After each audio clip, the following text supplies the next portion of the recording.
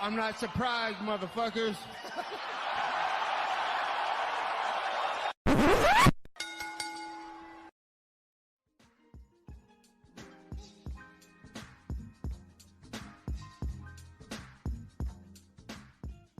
What is up, ladies and gentlemen? Welcome back to the Courtside Soundoff podcast. Once again, I'm Josh Evanoff. As always, welcome by the one and only man of the hour, too sweet to be sour, future jiu-jitsu world champion, Angel Ortega. We got a lot of stuff to talk about this week. UFC Vegas 89 to go over. We got a show going down in Atlantic City, Bellator news, as well as a bunch of other stuff. As always, we're brought to you by two fantastic sponsors of the show, Rogue Energy and ELYXR. Rogue Energy, they keep me fueled up, get me to the finish line no matter where I'm at, whether I'm at the gym, working from home, or editing this show. No matter what it is, it gets me there. And it can get you there as well with code SOUNDOFF for 10% off at checkout. ELYXR, they're going to get you really high with their Delta 8 products. You're going to have a fun time. You know, if you guys have followed my long ad reads, finishing up Baldur's Gate now in the final chapters. So, you know, and every single night with that ELYXR Delta 8. And you guys can also enjoy it with code SOUNDOFF, all caps, at checkout. Code SOUNDOFF for 10% off. Angel, last Saturday night from the UFC Apex, Las Vegas, Nevada. Rose Namajunas defeats Amanda Ribas, unanimous decision. 48-47, 49-46, 49-46 were the cards. Some people had Ribas winning, a very small minority. I'm not sure if you're aware of that. I don't agree with it. I wish we were recording my fucking reaction for that. Yeah, dude. It was. I'm a little disappointed we didn't have that on video now. Well, fuck. All right, that my bad. But that could have been a fucking meme right there, the way I just reacted. Yeah, some people did think Ribas won. I saw some people mad about it online. Did you go like on MMA decisions and see any? There was like two out of like 18 thought Ribas won. So it's a very small minority, but I thought Rose won. Dude, they might have ripped the papaya. I might have to rip the papaya right now. Yeah, yeah. Some people thought that Amanda Ribas deserved the win. I didn't. I thought those people are fucking faded. I agree with you, bro. I agree with you. I thought Rose had the better success. Maybe not. I mean, on the feet it was competitive, but look, Ribas didn't really land that too many big shots. I thought Rose landed the more accurate ones. And on the mat, I mean, every single time, man, Ribas would go for, the women's MMA throw. Every single time she'd end up on the bottom. So Rose spent a lot of time in control. I thought it was a solid win. It wasn't the most impressive thing in the world, but I mean, look, man, she got the win. She's in the top 10 of flyweight. What do you make of it? I mean, I don't know if Rose got the win, right? Let's just put that out there. But at the same time, and look, you can take this in many different ways, right? Like, Ribas jumps between both weight classes, which is kind of like, I feel like there should be a give and take with that. And I feel like most of the time, maybe like a higher level person in a weight class would take advantage of the, giving and taking in between weight classes. Mm-hmm. At the same time, though, Ribas is highly ranked, or at least very competitive, I should say, in both weight classes. So there's that as well. I'm not trying to take that away from her, right? Mm-hmm. But I don't know if, and I'm not trying to take away from Rose's performances because obviously she still got it done. I think she did look good to an extent, but it wasn't Rose Namajunas level of what best quality can potentially be. Now, granted, though, in comparison to her last two performances, significantly better. Yeah. It's not even close. Now, but also when you look back at some of her best performances, even when I thought she lost this fight, I look at the second Weili fight, how great she looked in there. Mm-hmm. And then obviously the Weili, the knockout.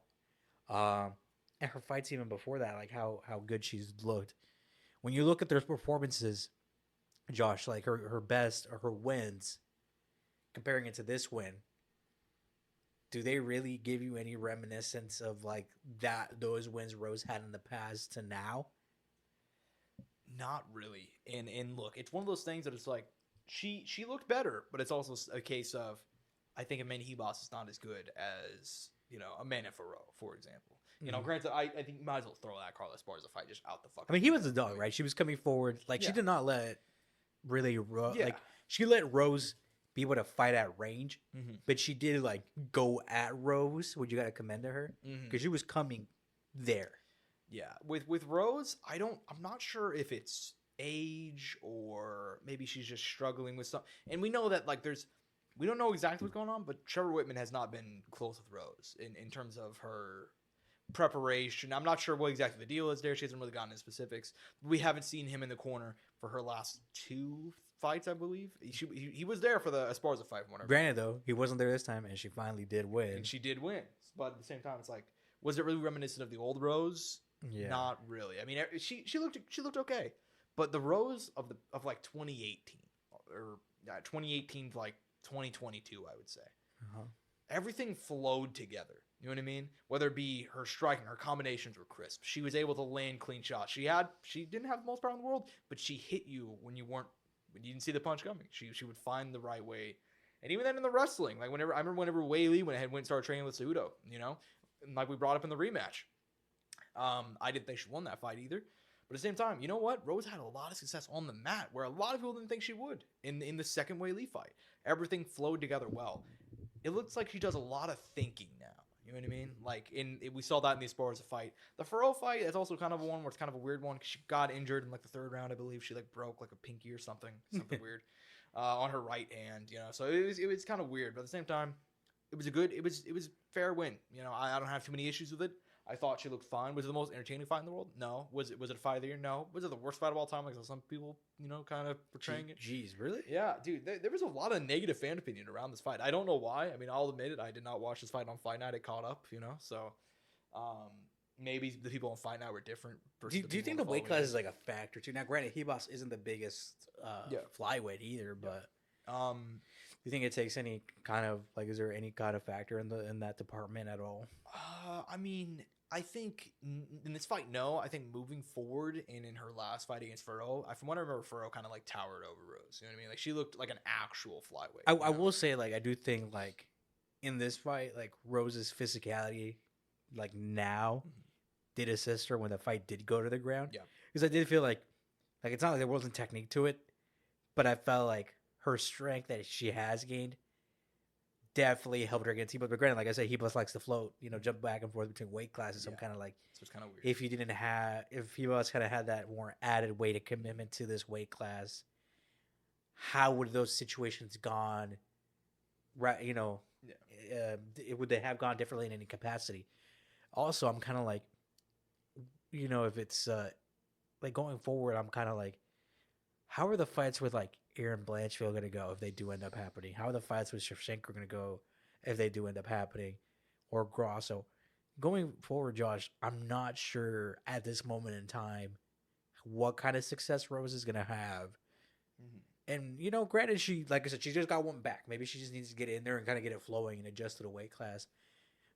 But I'm hoping, and this is coming from someone who's not like the biggest Rose fan, but, you know, I'm not going to pray anybody's downfall, right? You know, I'm not like a hate, like maybe, you're not a hater, not like a full on hater. Yeah, you're a little bit of a hater, but at the same time, I'm not, you know, like I said, I'm not praying on her downfall. Yeah, but I hope this isn't like a Cody Garbrandt kind of moment where you peaked early and you're gonna have lows, and maybe you know you can come back from it. Maybe those lows already happened, and she's kind of already at the stage where Cody Garbrandt is hopefully going on now. But granted, Cody Garbrandt's kind of like maybe potential return isn't done for because you know we still got to see Cody at UFC 300 against David Figueiredo.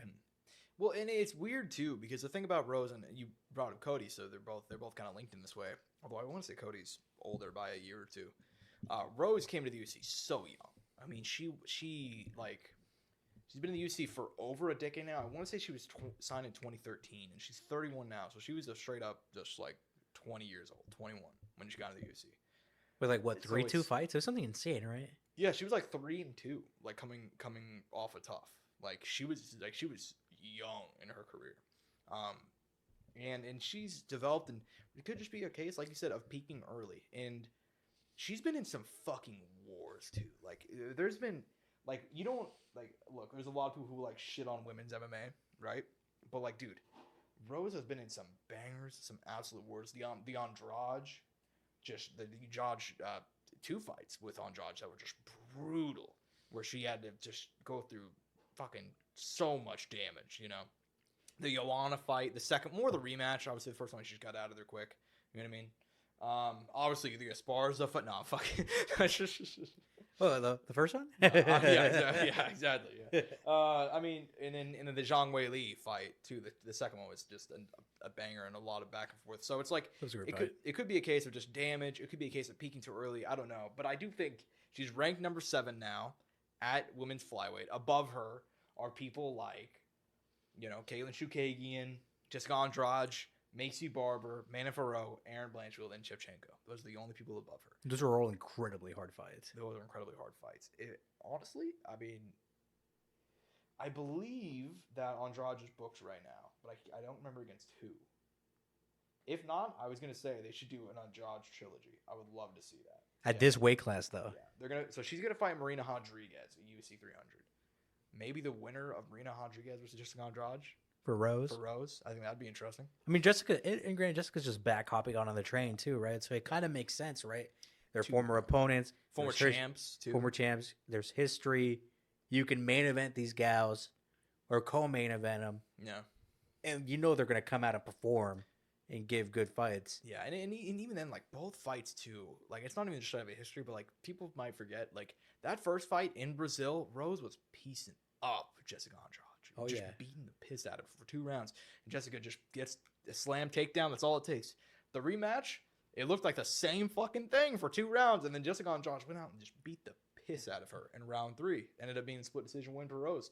So they're at 1-1 apiece. 2 former champs, both on the way up. It makes so much sense, but... New weight class, new history. And also, a few years. The timing lines up, too. Because when Andrade versus Rodriguez is happening?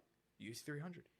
So 2 weeks from now. They could fight at International Fight Week, maybe? They could on the undercard of... MSG. Actually, fuck that. Maybe later in the year. MSG, they give them both a fair bit of time to recover.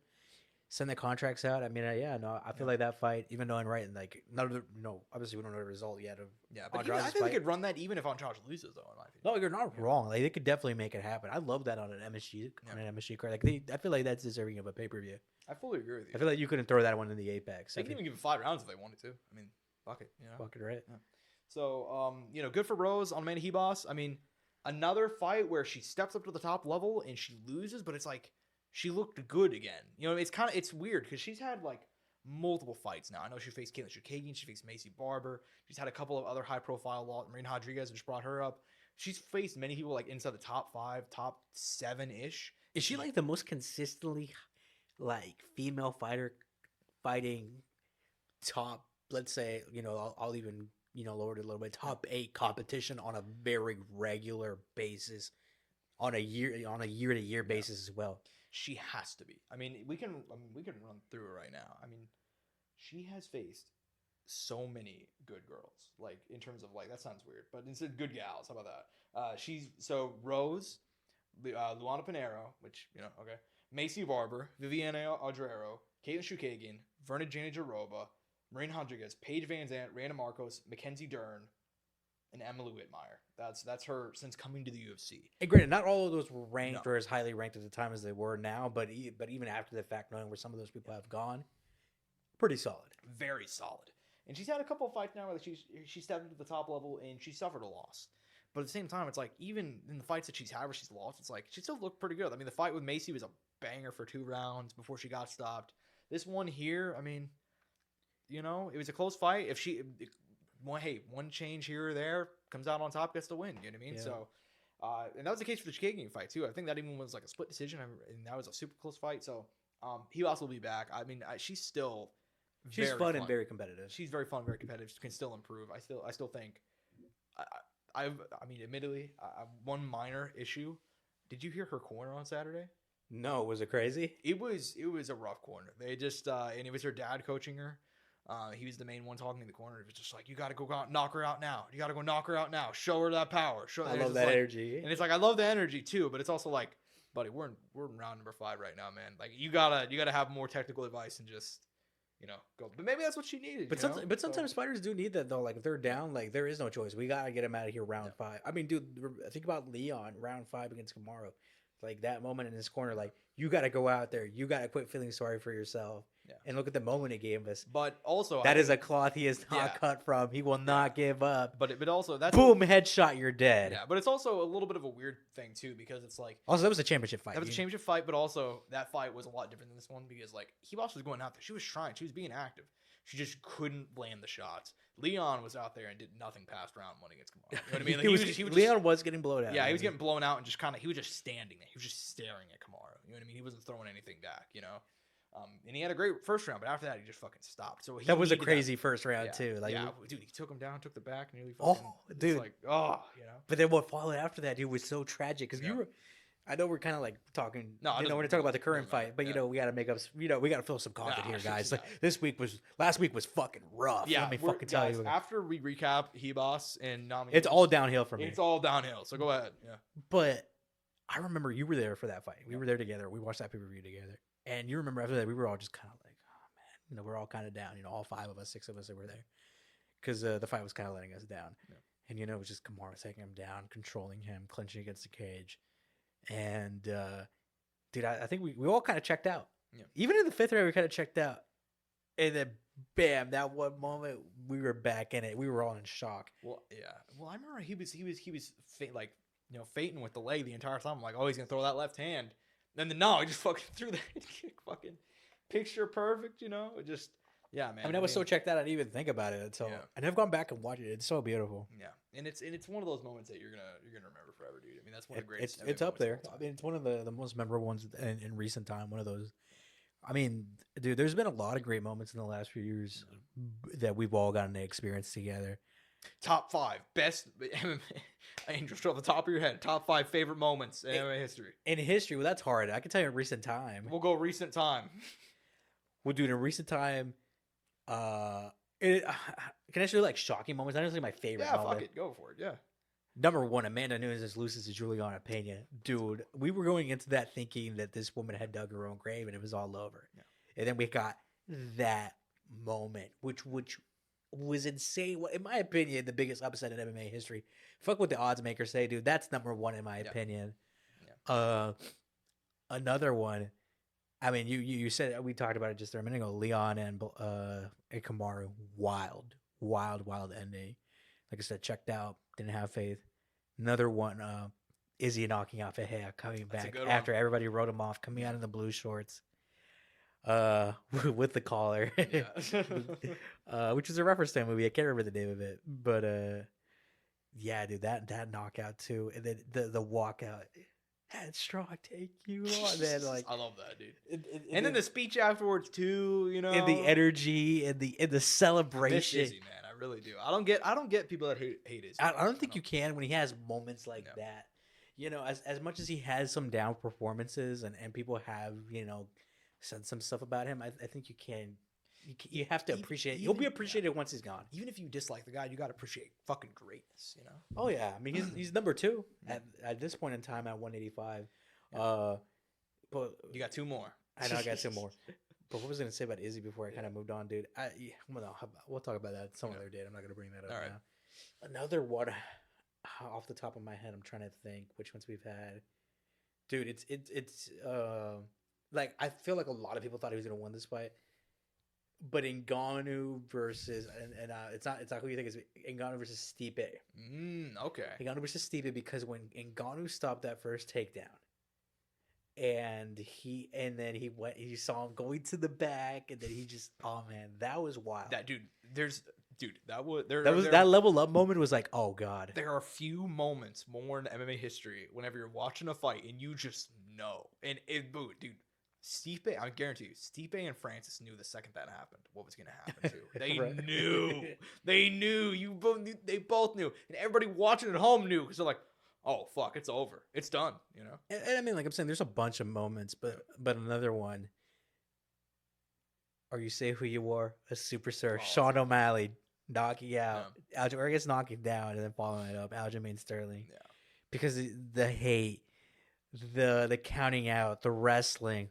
All of that, and then they come out to that song and then live up to the moment, and for it to be almost 10 years in the making, be out for 2 years, and get that opportunity and just being counted out was kind of like, bam. Yeah, that moment was it. Yeah, well, I mean, it's funny because if I had to put like on my top, and I like Sean a lot. Like we've talked about Sean on here, but I'm a huge Aljo guy. I love dudes who just like whenever nobody else believes in them but themselves, and they just keep on winning. I love that's why. I mean, that's one reason I also liked Leon for a long time before. Damn, you're gonna be a big Bilal Muhammad fan then. If I'm not a Bilal Muhammad fan, but I do think it's crazy that he's getting fucked over. You know? Like I told you, I've always appreciated Bilal because he's one of the guys I've never forgotten about since I've like tried to watch consistently. Because he fought, oh my god, Alan Jouban.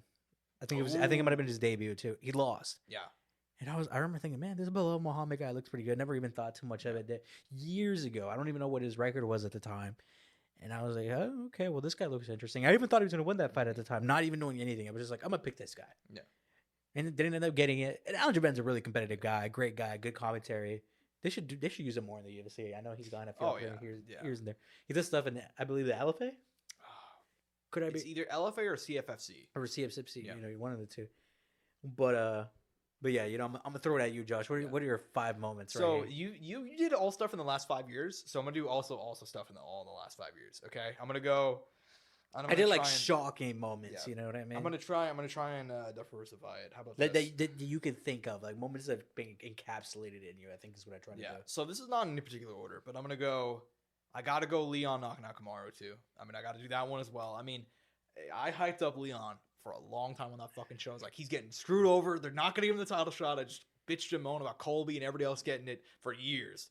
And then going into round 5, I'm like, I'm about to look like a dumbass if he doesn't do anything, bro. No, but I like, because he had the first round and he gassed because they're in Utah and it's like it's looking bad, and then he fucking landed it, dude. Incredible moment. Headshot, dead. You know, look at me now. Look at me now. Yeah. Are you proud of me? The other one, since you brought that one up, it's actually funny you brought that one. Alexander Pantoja winning the gold, defeating Brandon Moreno, another guy who he was cast aside by a lot of people. Yeah. You know, even though he'd already beaten Moreno twice, a lot of people were like, okay, there's another defense. You know, a lot of people overlooked it. Fight of the year, wins the belt, and then he's like, "Are you proud of me now, Dad? Are you proud of me now?" And it's like, fuck, dude. Oh my god, I'm way too fucking hyped for this moment right now. You know, like it's this incredibly sad moment. You know, this one, I'm actually gonna throw. I might be cheating here, so I'm gonna throw one that is boxing in here. I already know which one it is. Straight up boxing, and I don't think you know what it is. It's Terrence Crawford beating the shit out of Errol Spence. Oh, dude, that night was a movie. Yeah. For Bud and for all his fans. Yeah, I mean, and I like Errol Spence a lot too, man. I mean, very entertaining guy. I mean, he's super fun to watch. Comes out to Eminem. But dude, and we both picked Crawford on the show, but we did not think it would go down like that. No. But we picked Crawford on the show, but you and I think we even texted too. I don't think we were watching it together. Yeah, I think we like texted. It's like he's coming out with Eminem. Like it's over. You know, like it's done. Like it's fucking. He broke the curse of fighters losing to coming out to lose yourself. But he had the X factor of literally having Eminem performing the song. So he comes out and then just 3 knockdowns inside of like six rounds or something. Just beat the piss out of it. Is that one of your more favorite artist walkouts in recent time? It has to be. I mean, because honestly, it just doesn't happen enough. Like I wish the UFC. But what I'm just gonna say is, look, it's crazy. I'm not the biggest Tank Davis, but I enjoy watching Tank. Chief Keef walking out is pretty up there because I'm a big Chief Keef fan, man. Yeah, bro. That's a good pick. But yeah, man. I mean, I'm a big the Sinead, the late great Sinead O'Connor, seeing Conor. Rest in peace. Yeah, UFC 189. That was an epic moment. With the green smoke, right? Or the green lights with the smoke. The foggy dew. Foggy dew. Yes. Incredible moment. What a fucking icon. But anyways, yeah. So they that's 3 right there. I'm really debating because I don't want to go too much Francis Ngannou, but he's been a part of some of my favorite moments of the last few years. I don't blame you though. Yeah, so I included one boxing. I want to put in him knocking down Fury. I really want to do it because that's something that's gonna live in my mind. And I watched that fight literally yesterday because Turkey Al-Sheikh. Shout out, hey man, look, say what you will about the Saudis, brother. You know, hey, hands ain't clean. Is all I'm gonna say. Leave it at that. He's been part of like some of the most relevant moments in combat history in recent time. Obviously, him stepping away from beating the UFC, I'd say, in that throw-on fight. Yeah, which is crazy. I mentioned how like that moment is so relevant. But Yeah, so Turkey Al Sheik, he's been uploading all the Saudi boxing matches to his YouTube channel. He uploaded Fury, Ngannou Joshua, Joseph Parker, Zhang, all that shit. Shout out Turkey Al Sheik. But anyway, so I really want to put that one in here, but I'm going to say Cyril Gane. I'm going to say the Cyril Gane versus Francis Ngannou fight. You're watching a man go up against a company, dude. They threatened to sue him the day of the fight because they're like, hey, we heard that you're talking to, boxers and you're on our contract. You can't do that. Like all the Dana refusing to even show up to the weigh-ins and show up to put the title around him. It's one man against the company. He's facing his former friend. You can't write that shit if you wanted, man. And then the fight itself. Then the fight itself down 2 rounds with 2 torn ACLs. 2 torn ACLs. And I'm watching it with you guys. And I'm the only one who picked Cyril Gane. I'm a fucking... And the way he won, too.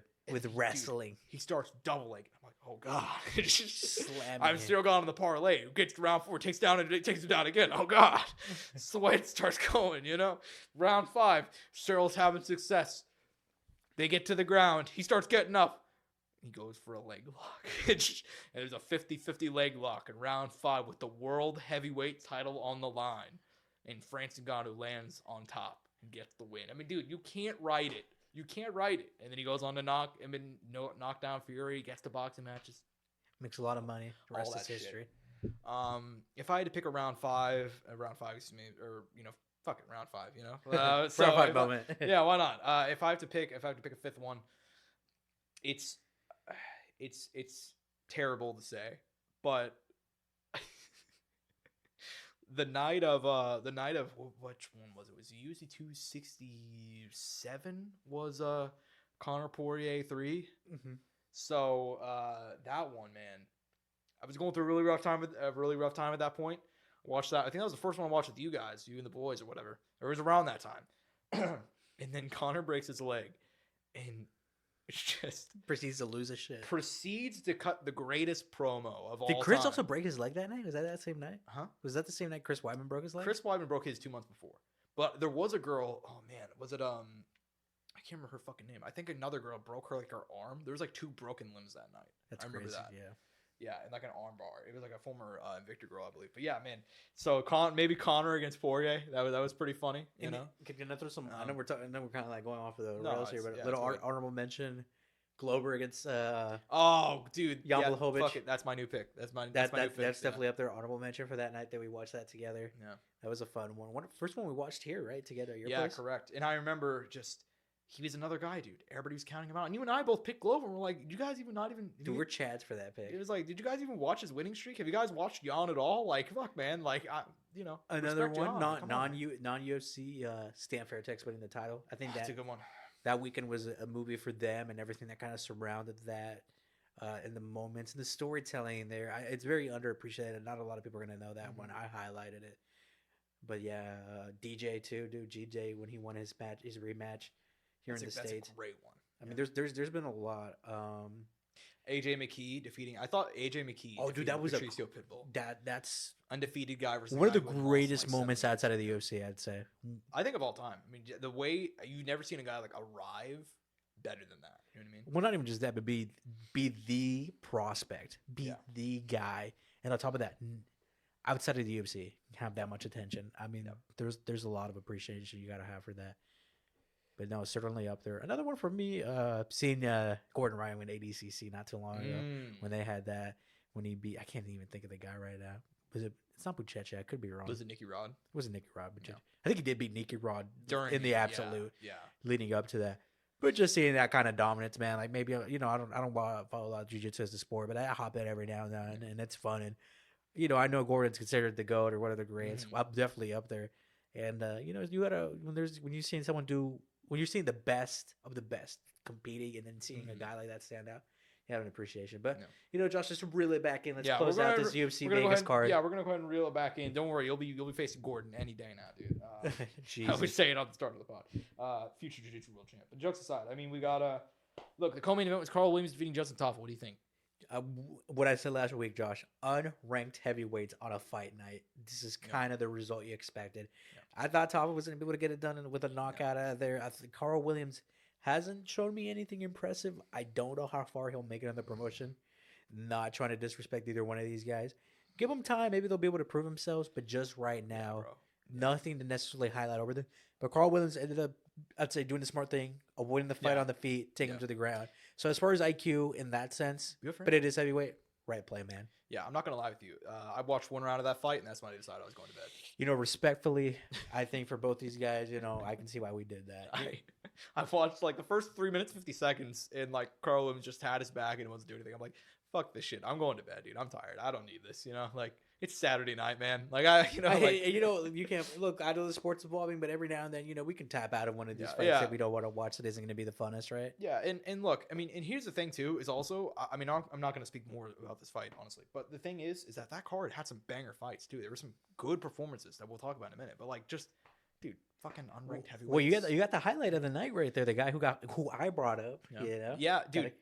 Your boys, Peyton Talbot. You shout out Peyton Talbot, Cameron Simon. These are two very good young guys, dude. Peyton Talbot fucking ran through Cameron Simon, dude. And the fact that he did it so quick in the following. By the way, you know when you talk about like hurting a guy at the end of a round and then following it up in the following round, which not a lot of guys ever do in MMA. I feel like in boxing, guys in boxing do that a lot more. But I feel like in MMA, it very rarely happens. For the fact that kid, that young, came out and did that in the following round. Now, granted, Simon's a little younger, but the experience fight as far as professional fights is similar. But dude, let me tell you this: I mentioned Peyton Talbot for a reason. You know, we talk about this a lot of times. And granted, this is very early on in a UFC career, but there's times where certain guys you see the it factor, whatever it may be. And Peyton Talbot has that, whatever the fuck it may be. I'm not sure. He's young. He has a long way to go. I hope he doesn't get pushed, but I think with like this kind of attention, don't be surprised if he starts getting some more high-profile 135er names. Not main card pay-per-view, but like actual pay-per-view card instead of an Apex. You know what I mean? Like, yeah, and not even just being like on the main card, but prelims, early prelims, and plus that he's an exciting guy. Like I said, I like this fight. I did have an issue with it because they're both young guys, and they have a lot of potential. And Cameron's had a few rough outs in his last 2 or maybe even 3 at this point. I can't remember. So seeing this one was definitely a tough one. Obviously, I know Cameron trains Rodriguez out in South Africa, and I'm sure the champ is feeling for his younger teammate. Kind of having going through it right now. Especially because Cameron, I listened to some of his interviews. He's done some of the podcast stuff. And he seems like a good guy, young, and especially because he's listening to the story. He just knew school wasn't gonna work out. Knew continuing education was just not the move, and he knew that I need to go on this fight shit.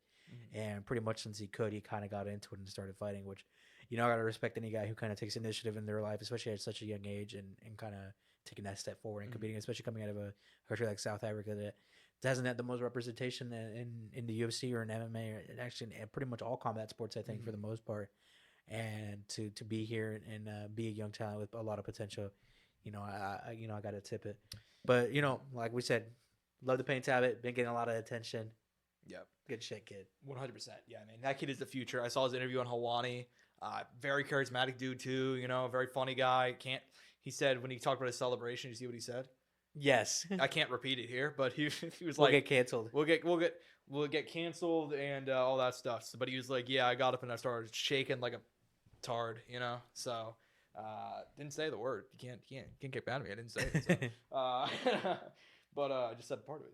But anyway, so yeah, he nice win for him.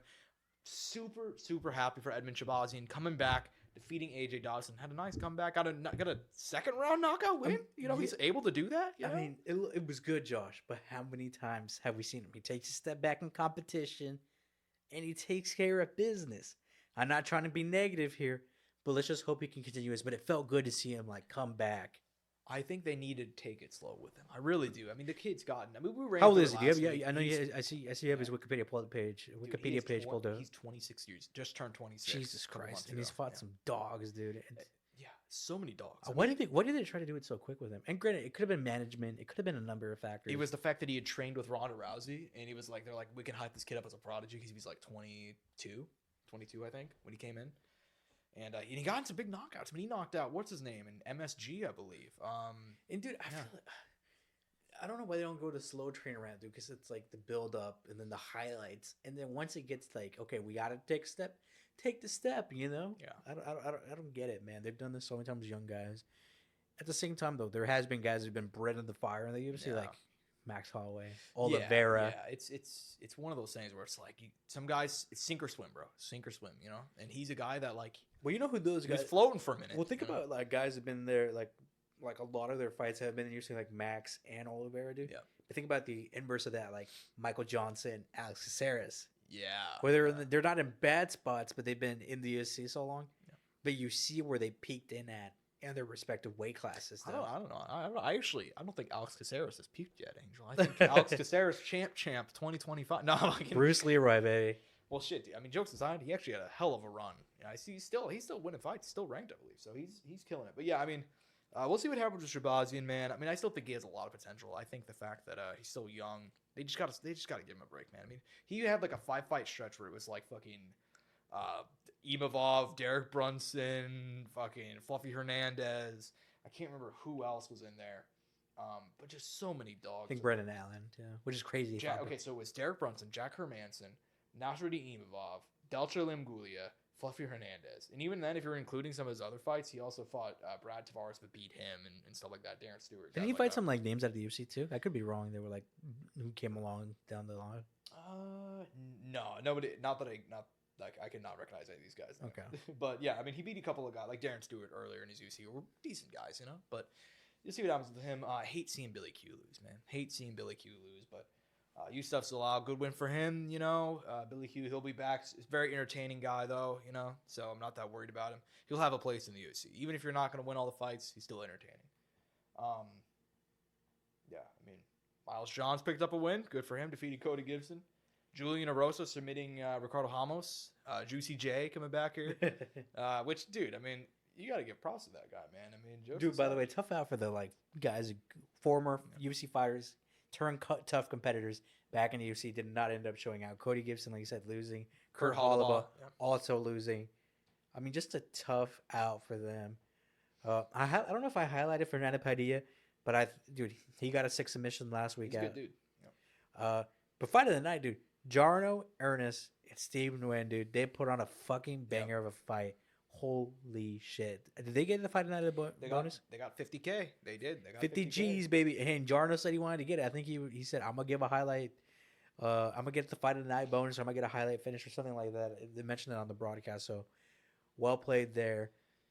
We got to talk about the bite fight. And there's no avoiding it. I mean, Josh, how fucking stupid can you be? I mean, look.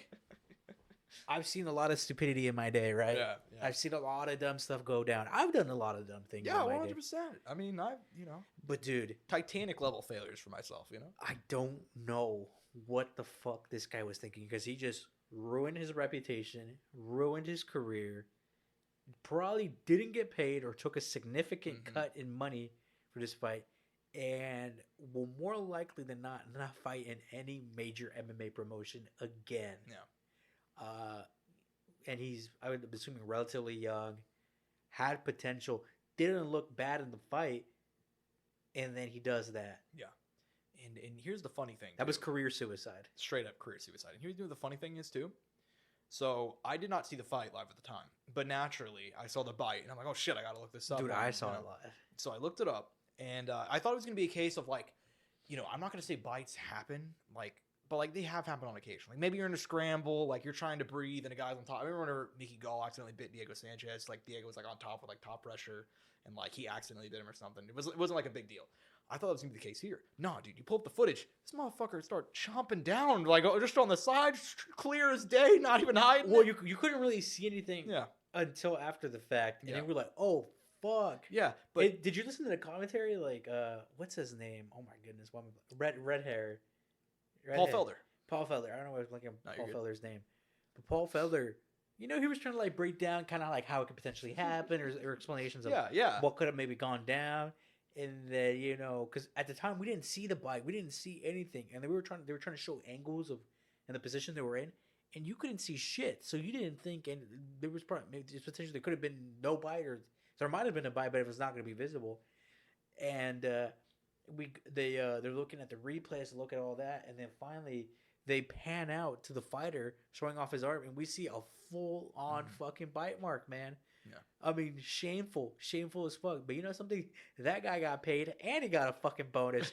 So he was definitely the big winner of the night. And Igor Severino, they held his pay. He's not getting paid at all. Oh, so they actually 100%. Okay, yeah, see? they've held his pay. I'm not sure for how long. It's probably going to be like, he's probably going to get fined like most of it. He's only making $12,000, I'm sure already. So he's probably going to get 10. Yeah. Yeah, I'll probably go home with like $2K or some shit. And then tax. Something crazy. Yeah, he's not going to get paid fucking shit, even if he does get that money. So what was he thinking though? Like I don't know what he could have thought would have happened. I mean, hey man, you know. I mean that's it, dude. That's the end of his probably professional hungry, MMA career. Yeah. I mean, I'll try to keep up with it off and on, try to check on that topology. But outside of like, yeah, he's gonna be fighting in like HFC MMA in Russia or some shit. ACA. He's done. He's done in the US, dude. I really think so. Because even if the UFC cuts him, what does Bellator or PFL gain by signing a fucking guy like that? Like, nothing. Well, they don't even have his weight class, so yeah. Well, yeah, right, flyweight. Yeah, so they don't even have his. So his only choices are Russia and Japan. Yeah, there you go. And I don't mean maybe Ryzen will pick him up, but I don't think so. I mean, Saki Ibarra, I don't know if they'll want that type of shit because it's one thing. Like I said, it's one thing to do like a bite, but this bro started chowing down on a takedown. You got him on the side too. I mean, wasn't even close to hiding it either. You know, so yeah, terrible. That's all my thoughts on it. Actually, one more fight. Mohammed Usman.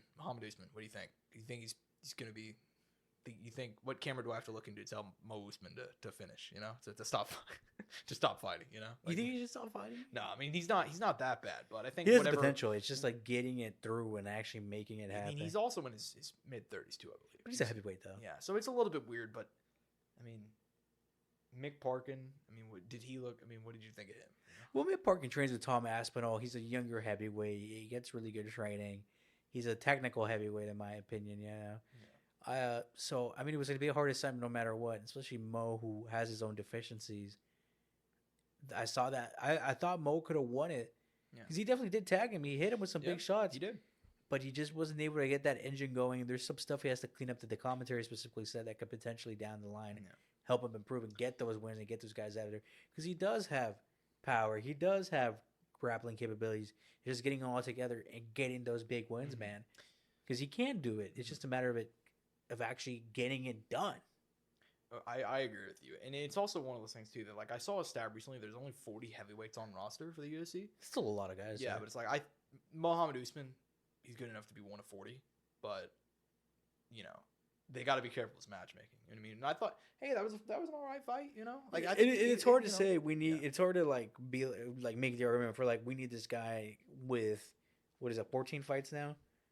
Something like that, yeah. To develop in the UFC and get to that. But at the same time, like, guys are always improving. This is that's one thing about MMA, man. We always say guys got to improve, got to develop.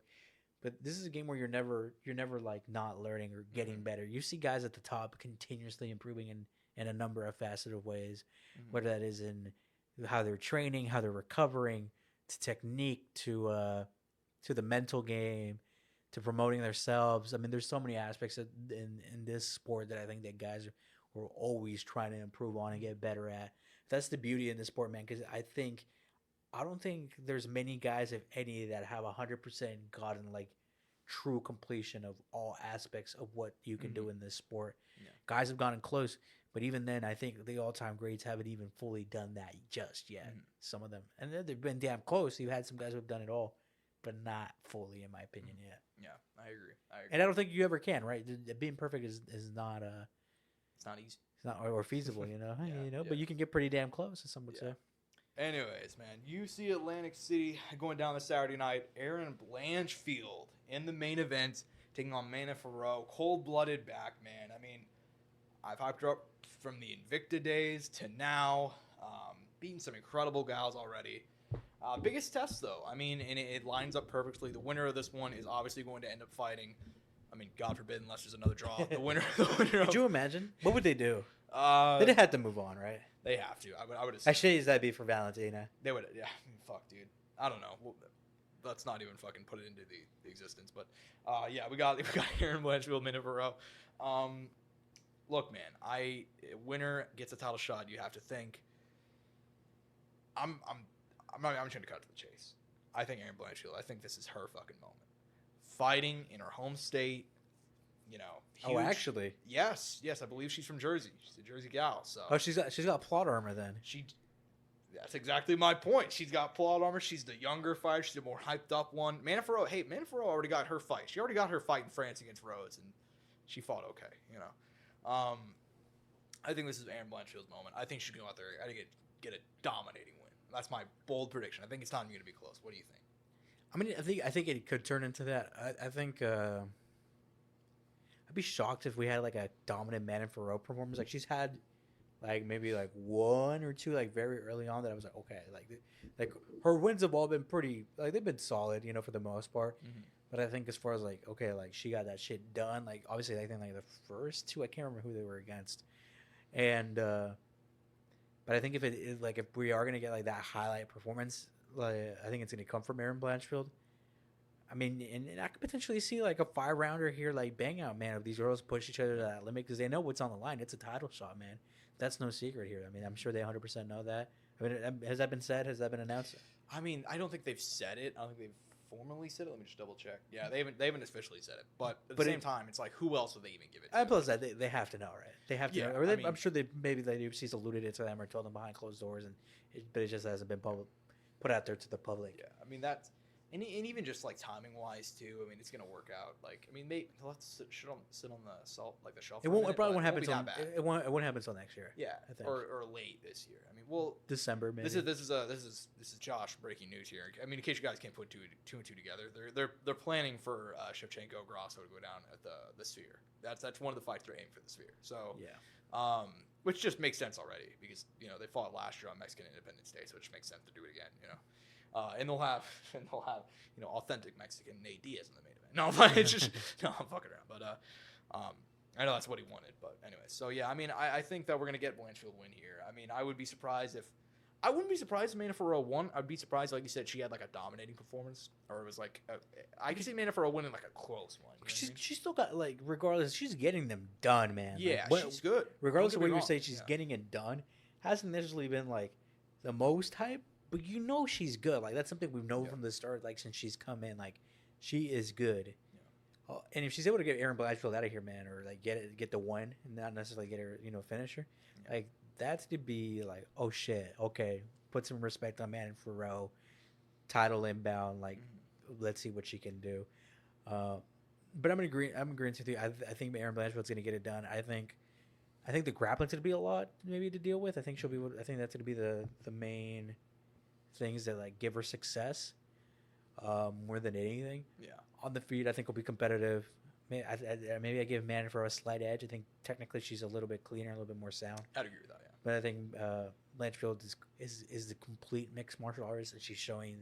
And she has youth on her side, and but man, it's not old by any means. And she's definitely not slowed down or anything like that. But I think with youth and that hunger, and then that this is her moment, and she's looking this good at this level. She's gonna have that highlight moment, man, and she's gonna get to that title. I agree with you. I'm finally picking her, so knowing like Josh, I just cursed you. Oh, fuck, dude. Because I think I picked against her pretty much in all her fights. Yeah, you picked against her a fair bit. I mean, look, I think Blanchfield, she's the real deal Holyfield, man. I mean, I've seen her going back to the days of Invicta, and I didn't think too much of her at the time, but I remember thinking, like, damn, like, she's so... There were two girls, I remember this, I told you at the time, way back then. I'm like, there's two girls who are very young in Invicta who I'm like, damn, both of these girls are going to be in the UFC one day, future title contenders, stuff like that. And I picked, it was Kay Hansen and Erin Blanchfield. I fucking whiffed like the worst possible way, bro, on Kay Hansen. I mean, she picked up some wins, but, went just as fast as she was in there. Blanchfield, though, dude, I didn't think she was going to be this good and run through some of the girls that she has. So, yeah, I mean, she's the real deal. I think she should get the win here, get the title shot. And, yeah, I mean, she's even talked about, like, if, hypothetically, like, they can't give her a flyweight title shot and she'll have to wait. Like, she's even willing to fight for a bantamweight title if they want to do something crazy, something creative, So, she's down for anything, and I think she's going to get the win here, man. That being said, co-main event is going to be a banger, dude. Vicente Luque taking on Joaquin Buckley. Two guys are welterweight, both who have had a lot of success. Obviously, Luque is the more seasoned guy when we're talking about guys up inside, like, the top 15. Last defeated Rafael Dos Anjos in August. And then we have Numensa, Joaquin Buckley, won 2 in a row You know, so should be a banger for as long as it lasts. What do you make of this one? I mean, look, for me, I just refuse to believe at this time that Vicente Luque is done despite everything. And I mean, I picked him last thing against RDA, and RDA is older. But, dude, RDA, we've seen it, dude. He still has something left in the tank. So, I think he, hasn't been that long, but I think that win has relatively aged well. I know it was at 155 when he lost to Gamrot, but looked pretty damn good in that first round against Luque. Not the best, but Luque got it done. Yeah. Buckley's I don't know, dude. Like, I've never thought of Buckley as like a title contender or a major contender. And it's not like he's not bad or anything like that. I'm not saying anything. He's shown he can be good, but there's nothing that tells me like Buckley's gonna fight for a title just yet. It doesn't mean it can't happen. Yeah. So for me, Vicente Luque forever until I think he retires will be the dark horse of 170. I remember I think I asked you like a few years ago. I was like, who's your dark horse guy at 170? And it is, I think, still Vicente Luque. Like, he does have that dark horse potential because the guy is a dog, isn't gonna quit, has knockout power, has submission ability, trains at a gym full of dogs. Like, he is gonna be there the 3-5 rounds no matter what, and he's not giving up on his dream of being champion. So I'm gonna go Vicente Luque on this one.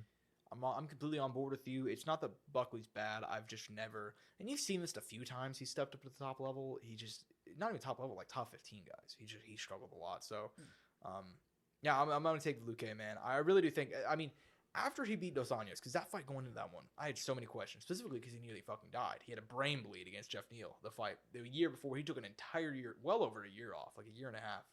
But he did have like that first like actual knockout loss. Yeah. So it made sense, I think, and especially with that like threat, like it was a smart choice. Yeah, and it was the right thing to do, and it worked out for him. I'm gonna take him here. I think he's a more well-rounded guy. I think he has a great chin. I just don't think Buckley is well-rounded enough to go and keep up with him, because I think Luque could win this fight on the mat. I think he can go ahead, and I think he's better in the clinch. I think he has more experience at the top level. I'm gonna bigger guy too, obviously. Yeah. Could you see the submission I could see a sub win by Luque. And Luque has a sneaky doors. He's got one of those recently. Weirder things have happened. I'm gonna go and take Luque to get the win, maybe even by finish. So I think they're gonna put on a fun fight though, at the very least. This fight, the next fight up. Normally, I ask you a fight you want to talk about, but next up on the card is the one that I knew we were going to go and talk about. Chris Weidman. Chris Weidman is back again.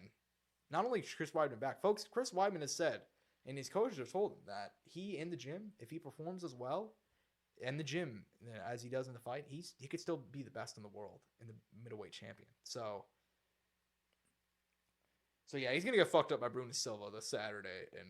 And look, I mean, jokes aside, I love me some Chris Weidman, but I've never heard a guy that's in like their late 30s, and if you ever start talking about like, oh yeah, I could be the best in the world, and I understand that's kind of the mindset you have to have as a fighter anyway. Well, I mean, you've heard Anthony Smith recently, bro. That's the same mindset he has. But at least Anthony Smith's won fights since 2020, so it's tough, dude. I mean, I wish Chris Weidman weren't fighting, because there are some guys who it's like they're older and they're past their prime, but it's like it's just you can still be competitive. They're holding like RDA, like we mentioned. Yeah, Jim Miller, another one. Jim Miller's opponent, Bobby Green. Tons of guys, right? Chris Weidman isn't just losing; he's like breaking limbs every time. Even the past Uriah Hall fight, he went in and fought Brad Tavares. Brad Tavares fractured his other leg with leg kicks. No, that's true. That actually happened. Yeah. And look, I think the thing with Chris is it's not technique. It might not even really be age, if I'm being honest with you.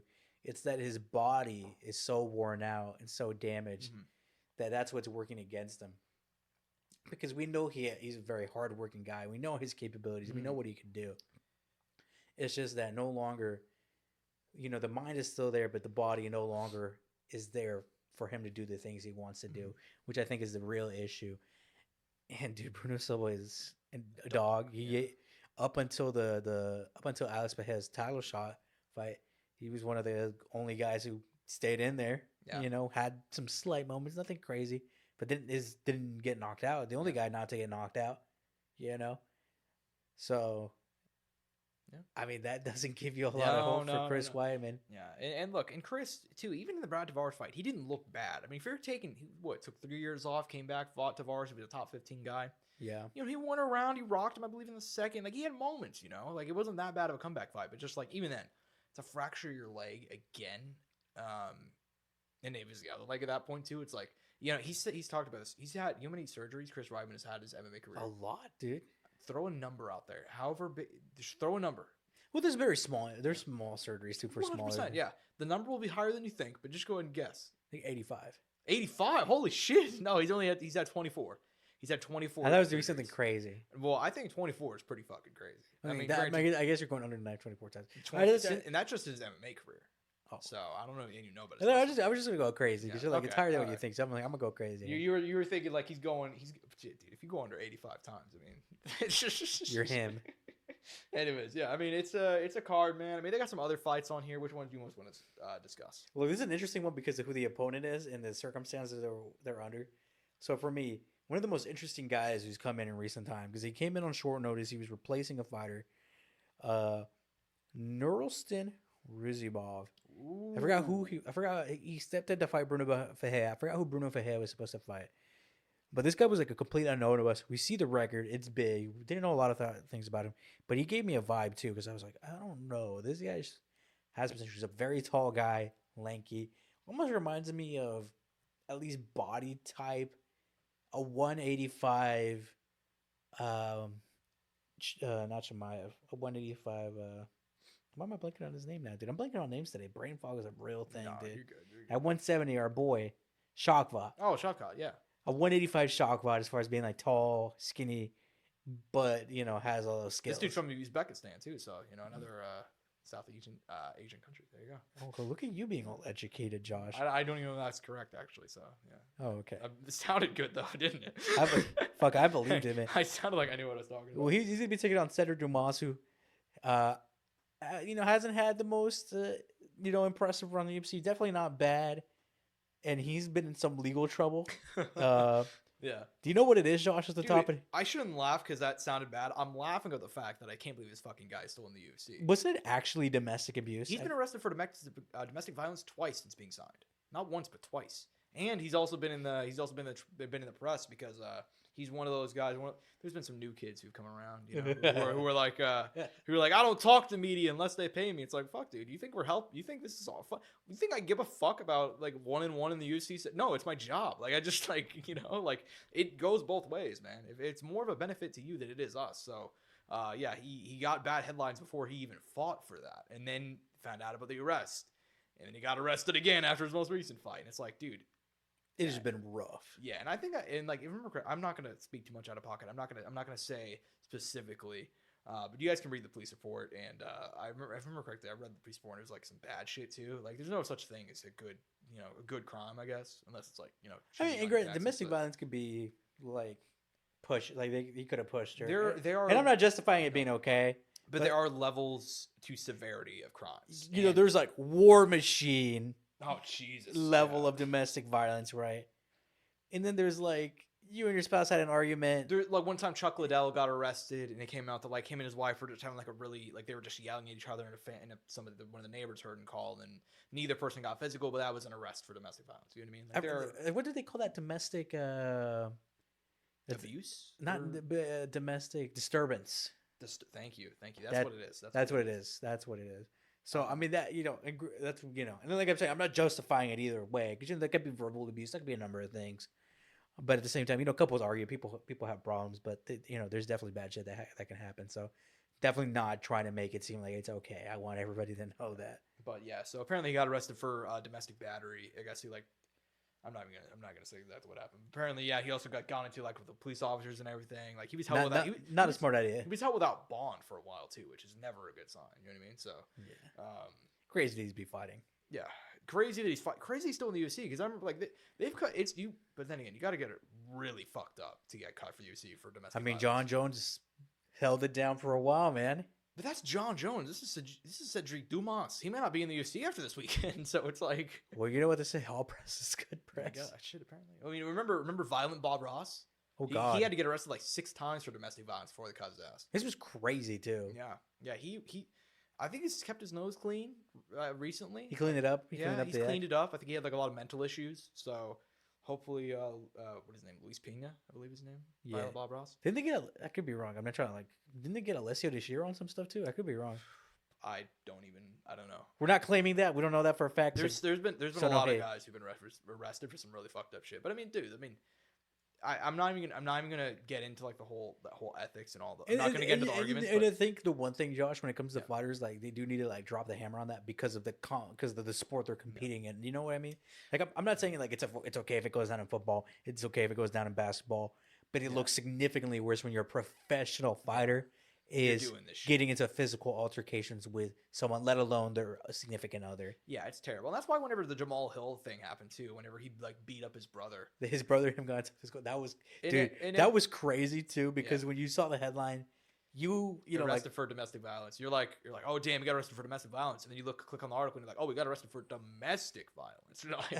No, different type. Yeah, it just wasn't what you expected. Yeah, I mean that was really fucked up too, though. I mean, but yeah, I mean, there's been a lot of some guys who, but then again, dude, like I said, I'm not gonna get into the ethics. I'm not gonna get into the argument of it because I know there were just as many people defending when it happened. But dude, whenever Dana White's caught on camera like slapping his wife 3 or 4 times in a Mexican club, in a nightclub at Cabo, you know, like, yeah. And not only did nothing happen, he came out and he was like, my punishment is actually that people will call me a wife beater. I'm like, oh, okay. Like, he's not wrong. That is gonna happen. No, that is true. But that's like if I get arrested for like, I don't even know, like drug dealing. It's like, yeah, man, people are gonna know me as the guy who sold weed, and I shouldn't go to prison. Well, it depends, Josh. I mean, if you're selling fentanyl, you're a real piece of shit. That's true. But anyway, so we're gonna go ahead and move on, man. The card does have some other fun fights. Chidi and Njokuani versus Reese McKee. They're opening up the main card. That's a banger. 170 though. Weight move for Chidi and Njokuani. Yeah, and I'm curious to see how his power kind of carries since he came to the UFC. I feel like it's gonna stick around. I feel like 170 could potentially be a good move. Obviously, that's just guessing, but we'll see now. And Reese McKee, like, man, like he's not good, but he's a dog. It hurts me because him coming back, his run back to the UFC was very solid, and then for him to lose in France, it hurt. But he also fought Angalusa, if I remember right. Yeah, and he's not bad. He was a game guy. So for him to get another, hard fight, I thought he had a chance against Angalusa. Didn't end up getting it done. I don't know, man, but if you can get it done against Chidi and Njokuani, that's pretty solid. I agree, and that one should be a banger for however long it lasts. I mean, both of those guys are just dogs. And Njokuani, he's a guy that came to the UFC. I never thought he looked hot. He had a hot start, man. Hot start. It looked like he was going to get into 185 rankings pretty quick. It could still happen, though. Like, he gets Reese McKee out of there, gets another one out of there. He could definitely argue for a push, and he is an older guy. So lost 3 in a row, though, so this is kind of his last shot, you would imagine. Yeah, I mean, that's why I think that's the weight move is definitely a desperation. He's 35. We've already, like, at this point in time, his dip and, whatever's already started. So who knows? But maybe he could be a unicorn and break all odds. Yeah, we'll see. In regards to the rest of the card, man, we got Nate Landwehr. Nate the Train in the UFC, baby! He's coming back! Nate the Train! No, just like every single time, dude. I love Nate the Train, bro. I don't give a fuck. Jamal, he's going to face Jamal Emmers. That should be every time Nate Landwehr fights is fun, so that doesn't even, I'm not even going to say that one's going to be a banger. That's just automatically assumed. Vernon Janajaroba taking on Loopy. I love me some Loopy Godinez. Loopy on that run, man. After this, Ted definitely in that conversation for like top 5 fights, top 3 fights. Yeah, I mean she's won 4 in a row. What is that? 7 of her last 8. The one loss to Angela Hill, and that fight was a close one too. Yep. Dude, she's a dog, and also, but taking on Vernon Janajaroba, Vernon's picked up some wins too, man. Very entertaining guy. Older too, so shout out her for still being hyper competitive. Yeah, of course. Julio Arce, Herbert Burns. Excited to see that one. That one should be fun. Dude, it's been a while since we seen Herbert Burns after he had to literally get carried out of there by his brother. Yeah, that one was rough. Bill Alguillo, July of 2022. Almost 2 years. And it was a very bad fight for him. It was.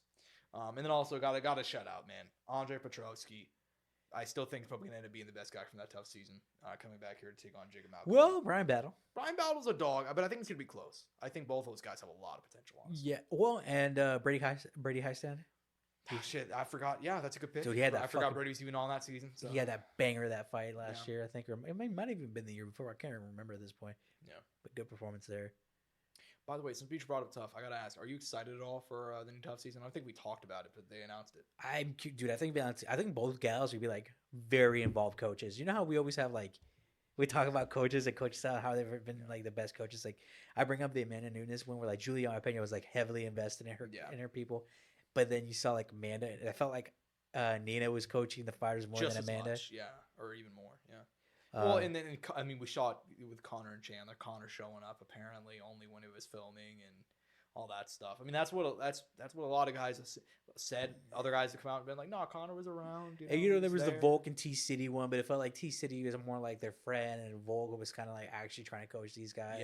Yeah. I love the dynamic, and I think, like you said, both of those gals are going to be. And there's been some very bad coaches and some unexpectedly good coaches like Brock. Brock was a great coach, which is funny because he was like 6 fights deep in his career. Like he was coaching guys who had just as many fights as he did. Yeah, like Brock ended up having like a pretty good.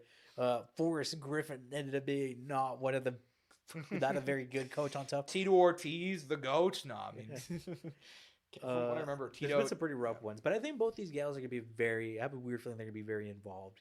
I agree with you. Very hard on their fights. They're coaching men too. They're not coaching women.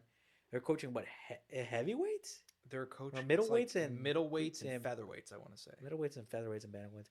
I do kind of wish they would have had some ladies in there just to bring in some attention to them, get some more. Women's bantamweight needs a boost. Yeah. So, granted though, there's bantamweights out there. It's just a matter of signing them and getting them in there and developing them. They are bringing some in. Like you see, I think they even have a bantamweight fight on here too. That might have been last week. Well, flyweight. My bad. I think last week we had the bantamweight fight. Yeah, Montserrat Rendon and Daria Zelensikova. Who those girls ended up putting a pretty decent fight together. Hell of a name. Hey, that was a hell of a pronunciation. Hey man, you did much better than I would. Not gonna lie. Yeah, man. I mean, look, man. I'm excited. I think it's gonna be a good season of stuff. I think it's gonna be a good UFC Atlantic City card going down this Saturday, man. I'm very excited. And look, man, I hope the ladies in the main event put on a show, bro. I got high expectations. I think I got high expectations for this card because it's finally out of the Apex. We've been saying like we need fights out of the Apex, and it's gonna be really disappointing if this fight card happens, Josh, and we don't get a good outside of the Apex card because it'll be like, well, now we're back to the Apex for I mean, they're only gonna be in the Apex for like a week, and then we're at UFC 300, so. It won't be that bad. Even in that Apex main event, I'm actually genuinely really excited for. I'm happy for Curtis to finally get his fucking main event. Well, a rematch, a loss to Brendan Allen. Yeah, and get vengeance after becoming, after going on that run since then. Curtis having up and down since then. Yeah, There's a lot of history in that fight already. And I'm happy he got his main event because he called for it after his last fight. It's like, dude, come on, how is everybody getting Apex? And dude, not even just that. The purple shorts happened. UFC, thank you for allowing these guys to be creative. Thank you. Shout out to Venom. I'm sure Venom has to like approve of stuff too. Yeah, I would imagine. Because dude, like, it's cool. It's nice. It adds variety. And dude, like, it might not seem like a lot, but also like, I'm sure as a product too, like people who buy stuff from these brands will like the variety. I mean, I don't know if Venom already produced purple shorts or not, but if they didn't, and the pink shorts too, dude. Like, there's guys training all the time who are in the UFC, guys who are trying to compete, who like wearing this kind of equipment, man, and like the brand. I think Venom is a sick brand, anyways. Yeah. I love to own some of their stuff. So definitely seeing that happen, and Max Holloway calling out for the floor shorts. I mean, that'd be sick, man. Yeah, Max calling for the shorts. We have the picture right over there. Yeah, I mean, so I'm excited, and hopefully, like they just they also allowed they free these colors up to other people. Like I hope the ladies are able to use purple and pink as well. Yeah, I'm sure there's some ladies who I'll never forget what Macy Barber said. She's like, I know that this stuff is. She signed what was she signing? Or no, she showed her mouth guard in one of her early fights. I can't remember what it was, but it was a pink mouth guard. She's like, it's a tough sport, but like sometimes I feel like for us guys we don't get enough like girly little things like that. So it's kind of nice to like, this is my version, this is some small thing that I could do. But how awesome would it see some of the guys come out and guys, not just gals, but and purple kits, pink kits, and then other kits as well that we haven't seen, like orange, whatever other colors we may be missing, teal, down the line. I mean, they could do some fun shit. Can you imagine if like they did that as a gender reveal? Can you imagine if a fighter did that as a gender reveal? That's it. Like a guy came out in teal shorts or pink shorts, and it's like, yeah, baby, we're having a kid or a boy. Dude, you that was very sweet, Angel. I would not expect that. That was pretty out there. That was a pretty creative idea. That's a good idea, though. Anyways, man. This kind of conclude Atlantic City. Excited for that card. Should be a fun one. Be nice. I wish you could be there, man. Yeah. Well. Maybe we'll see. Probably not. No, but I will be. I will be there to say. You'll be there for 300. If you're not there for 300, no, it's not even a question. There might be a public execution on Facebook Live. Anyways, man, we do have more combat going on this weekend, man. We have a boxing card. Originally, it was going to be Tim Tszyu, and we won't spend too much time on this. It was originally going to be Tim Tszyu taking on Keith Thurman. Instead, it'll be Tim Tszyu taking on Sebastian Fundora. In the co-main event, Rolly Romero taking on Isaac Cruz. The real people's main event. The real people's main event. Amazon Prime, first show, PBC. Free? Since it's on I Prime? believe it's Prime pay-per-view, but I think it's like 50 or 60. It's not like a normal pay-per-view amount of Well, granted, Josh, I'm very glad that there's multiple Buffalo Wild Wings in the Kansas City metro area. Yeah, 100%. So I will be attending a Buffalo Wild Wings for this one. Yeah, I will be also at my local Buffalo Wild Wings watching these guys just slug it out. I mean, look, admittedly, Sebastian Fundora will probably be a more competitive fight for Tszyu than Keith Thurman is at this point in his career. Yeah. But also, I love one time. Big Keith Thurman fan.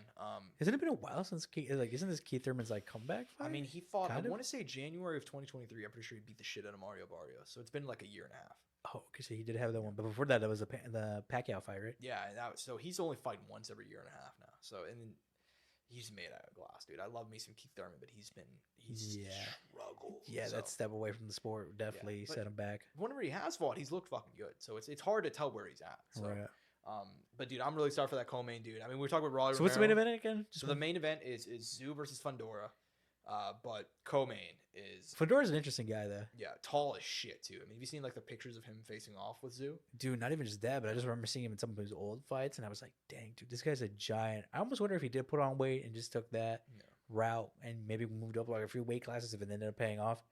But hey, man, if it's taking him this far, why would you change it, right? Exactly, man. And it's going to be a fun fight. And, I mean, as far as replacements go, I mean, Fundora's a great one. Solid option, yeah. And he's coming here on 2 weeks' notice, too. So, I mean, it's not like they had, like, a whole shitload of time to find guys. So.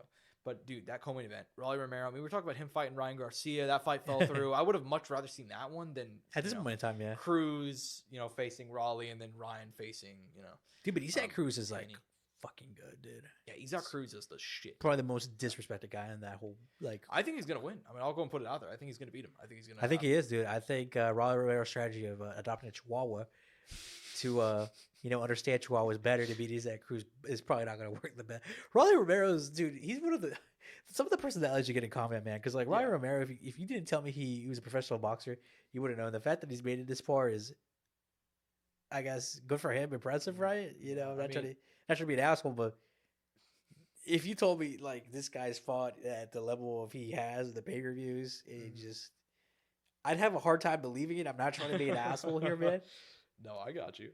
Yeah, I mean, but dude, like some of the personalities we've got in the sport, like him and Blair the Flair. If you ever see Blair the Flair, dude, there are dude. By the way, someone off topic. Have you seen Rolly Romero? Did you know he used to do judo? I'm telling you, man. I'm fucking. What did I just say, man? Dude, he's one of one. I literally found this out like a week ago. How far do you get into judo? I don't know, but I saw some clip. It was like from 2011 of him like doing judo, like flipping dudes when he was young. Like, yeah, he was real young, and I'm like, holy fucking shit, dude. Rolly Romero was fucking could have been the next Ronda Rousey, bro. And then instead he's threw it all away. threw it all away. No, I mean he's doing great. And look, I hope he wins. I mean, I like Isaac Cruz, but Rolly Romero, man, it might be the most entertaining guy in boxing right now. At least like he's in the top 5. I mean, some of his antics. I remember he got knocked out by Tank, and then like he saw him like a year later. Like he just ran into each other like outside like a grocery store or some shit. And then he just like, hey yo Tank, like just went and took pictures with him and everything. And it's like oh yeah, nah man, we're cool now, man. Just like it's like nah, dude, fucking Rolly, bro. Just what do you say about it? He's like, Tank doesn't have power, Tank has precision or whatever. Yeah, dude. In that fight, and he didn't look too bad against Tank. He went out there, he swanged and banged. He was either gonna go out on his shield or he's gonna make Tank go out on his shield. And in the end, he ended up getting knocked the fuck out. But it is what it is, So yeah, should be a fun one, man. Him taking on Isaac Cruz. That's the real main event. No offense to Sebastian Fundora and Tim Tszyu, and we're looking at potentially Tim Tszyu taking on, I believe, Crawford if he wins. So yeah, that's gonna be a banger, dude. If Boots Ennis somewhere mauling, just crying his heart out. I mean, he's had Boots Ennis had some shit. I think right now he's going through like a lawsuit with like his promoter, I think. Yeah. So he's been dealing with it. He's going through it right now. We're gonna go ahead and move on from a preview to a recap. Bellator 302 went down on Friday night in Belfast, Ireland. This is their first show on HBO Max. It was the first show of the PFL era, I guess. I mean, I know Viacom still owns like a small stake in him, but it's essentially PFL running the show from here on out. Before we even break into the fights real quick, because I don't think we'll spend too long on those. What did you make about the presentation, about the first show on HBO, so on and so forth? I think it was all well done. Yeah. You know, obviously we talk about PFL pacing, Bellator pacing, and all that in the past. You know how they have their own. And I saw you make a comment about that as well. But quality wise, I think everything is good. Mm-hmm. The issue is though, like them doing this split and all of that, and you kind of alluded to some stuff on Twitter, and I don't know if it's fact or not as far as like why that's all going down. I think we might have even talked about it on the show. Yeah, I mean, so from what I've heard, and this is what other people have said too, whenever they made this deal, Bellator had other contractual deals. So, for example, they had broadcasting rights in other countries that they had to deal with. So they still had those broadcasting rights. They just didn't have a deal in the U.S. So as a part of the deal, PFL has to run Bellator for at least a year. Kind of like what the UFC does with they did with Strikeforce back in the day. No, I'm talking about like Yas Island, where they have to go there. Oh yeah, something like that. Yeah. So it's Abu Dhabi, I guess. Yeah, exactly. So they have a contractual obligation that they have to do, like, goddamn, dude, they have to do at least like 8 shows for 2024. So after this year, we'll see. And to be quite honest with you, man, I mean, the Bellator brand is like dead. It's dead. I didn't see anybody talk about this card, honestly, on MMA Twitter. So I mean, yeah, I mean, it was rough. I mean, I was watching. I mean, it was a card, I mean, yeah. I mean, and there were some highlights, and we'll go over them in a second. But especially now that PFL, like the roster and the fight cards are significantly better now than what the Bellator roster, or not the Bellator, but the Bellator fight promotion can offer now. Yeah, and I think the Bellator brand is dead. But at the same time, dude, like, I gotta be honest with you, I'd rather them keep Bellator and get rid of PFL because I'm tired of that fucking tournament and tired of those elbows and. What's the thing? They got to get rid of that, man. They have the potential to do that, and it should have been the time, man. They should have just said fuck it, and they don't. I don't get their logic behind it. I think it's setting them back. I think if they got rid of it, they'd start getting some actual interest and allowing highlights to happen. And it's just a waste of time. We bring it up every time. I mean, I'm not going to go in circles here, but yeah. How about Corey Anderson, man? I mean, he got it done. He got his moment. Good for him. Good for Corey, dude. I mean, look, I know, and I said this on Twitter, Bellator is not what it used to be. It's not even the Bellator of 2021 or anything. Like, it's, they're going on. I think Bellator started in 2008. Like, they've been around longer than Pride has at this point. So, so it's not what it used to be. But, dude, Corey's worked his ass off, and he made that jump whenever he was still a top 5 guy in the UFC, but he didn't feel like he was getting respected. He wasn't liking how little he was getting paid, and he made the jump, and he had the fights with Nemkov, and he got close, but he finally got the title. And it's not like Carl Moore was a fucking walkover. Carl Moore had some moments, Like, yeah, he did. He was a tough guy. They definitely sold him well. I don't know if you saw like the promotional stuff. Oh my god, dude! They had that fucking promo package where he was talking about how he lived in the gym and like it made you kind of like, you're like, damn, but dude, that's and look, once again, we talk about like the UFC having to do this stuff, kind of building up. They could even do those for fight nights, man. Yeah. And I'm sure that's not like a big thing if like because you're only gonna do it for the main or co-main event, or maybe some other guys you can throw one on the card if you have interest in, or have good stories they could throw in. Like that makes you put some level of investment into a fighter. Mm-hmm. And the fact that promotions and places don't do this all the time is, I think, limiting and not allowing to build out more stars and superstars that promotions could have. So I thought that was a good thing because I told you, like, I kind of went in there and just been like, Corey's going to get it done. And they kind of started playing. I'm like, oh man, what a touching story, man. His dad had cancer, whatever. And I mean, look, it didn't change the result, but at least it had at least increased to an extent my level of interest in the fight that I had before going into it without even watching that, and then it leveled up a little bit there. Yeah, and I'm in full agreement with you. I was watching that shit, and I was rooting hard for Corey going into the fight, and I was watching the promo. Man, you're like, damn, Conor Moore is kind of... Conor Moore's a cool dude, man. Like, if he won, I can't be upset. I wouldn't be mad. And look, he put up a good fight, man. Could put up a good fight. It was an entertaining fight. Happy for Corey, man. He worked his ass off, and good for him. That co-main event, dude. Patricio Pitbull. What a fucking fight, right? Yeah, back and forth. Jeremy Kennedy rocked him. Patricio came fucking roaring back. Now, granted, third, though, there was 2 pretty serious fouls in the fight, Josh. Yeah. Let's put it out there, right? That definitely could have compromised Pitbull. Yeah. I mean, he was like a headbutt and an eye poke, I believe. I think so, yeah. Yeah, so he was definitely, and he got rocked too. Pitbull had to walk through hell to get that third round, but then, dude, once he found the right spot, he wasn't gonna let him go. And I'll give props to Bellator here, by the way. a small production thing. Whenever he rocked him up against the fence, they had like a different camera angle, like they switched camera angles, and you saw Pitbull just like the perfect angle of like them in the like fighting close, and you got to see every shot land. Like that was some good camera work by Bellator, bro. Shout out their new team. Yeah. Shout out to the director. Yeah, shout out their new team, dude. Good for Pitbull, and dude, he calls out Aaron Pico. That is gonna be. But who else did he call out? I thought that was cool too. I know it doesn't matter, but he called out ELYXR. And he also called out, I can't remember, Jesus Pinedo, I believe. Yeah, because they didn't get to fight. Yeah, correct. So he called out PFL's #1. He called out UFC's #1 featherweight, and he called out Aaron Pico, who's his #1 contender at featherweight. So I love that shit. Pitbull, 36 years old, still a dog, dude. Biggest what ifs ever. You know what could he have done in the UFC, right? I think he's probably content with his career, though. You know what I mean? Yeah, no, definitely. But at one point in time, dude, like someone said, like Volkanovski Pitbull was one of the most interesting fantasy matchups you could make. Yep. Around the time that he was double champ and Volkanovski was kind of, beating Max. So, I mean, first Bellator show. I mean, if I have to give him a grade, I'll give him, 7 out of 10. Yeah, like 7-1. I think like 7, like C minus. Yeah. We'll go that way. I mean, it was fine. I mean, it wasn't like a D. You know, it might be a 6. You know, pushing a 5. Let's be honest. It was okay. I mean, those prelims, you didn't even. I mean, there was a highlight in there though, right? The Bellator got that kind of turned it on. Nathan Kelly murdered a dude with the elbow, with an elbow, like 40 seconds into the first round. Crazy PFL, crazy what you could do.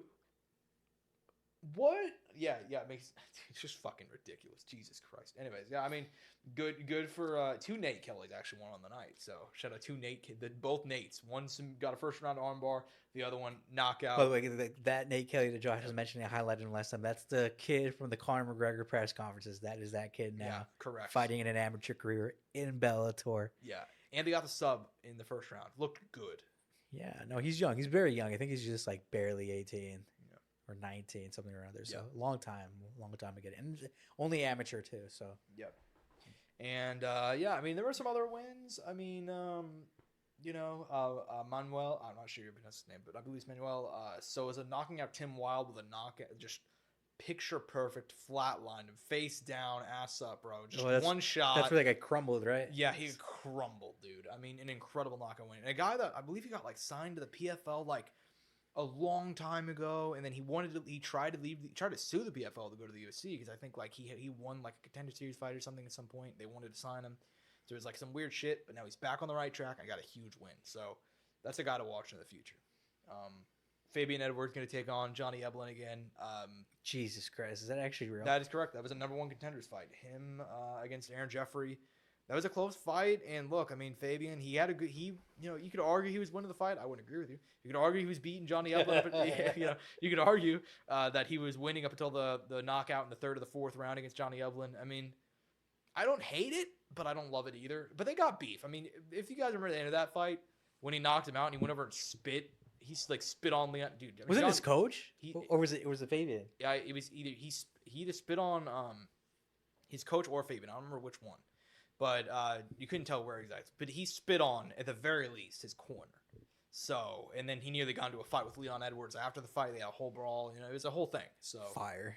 That shit was sick. So, good for them. And sometimes these things happen in MMA. Dude, you know what? Everybody made fun of Gus Johnson. Everybody made fun of Gus Johnson back in the day for saying about the Strikeforce brawl that these things happen in MMA. But, brother. That shit was fire, bro. Hey, brother, these things do happen in MMA. How many fucking times do we have to see it before, we're like, oh. That's just MMA, bro. Isn't that crazy?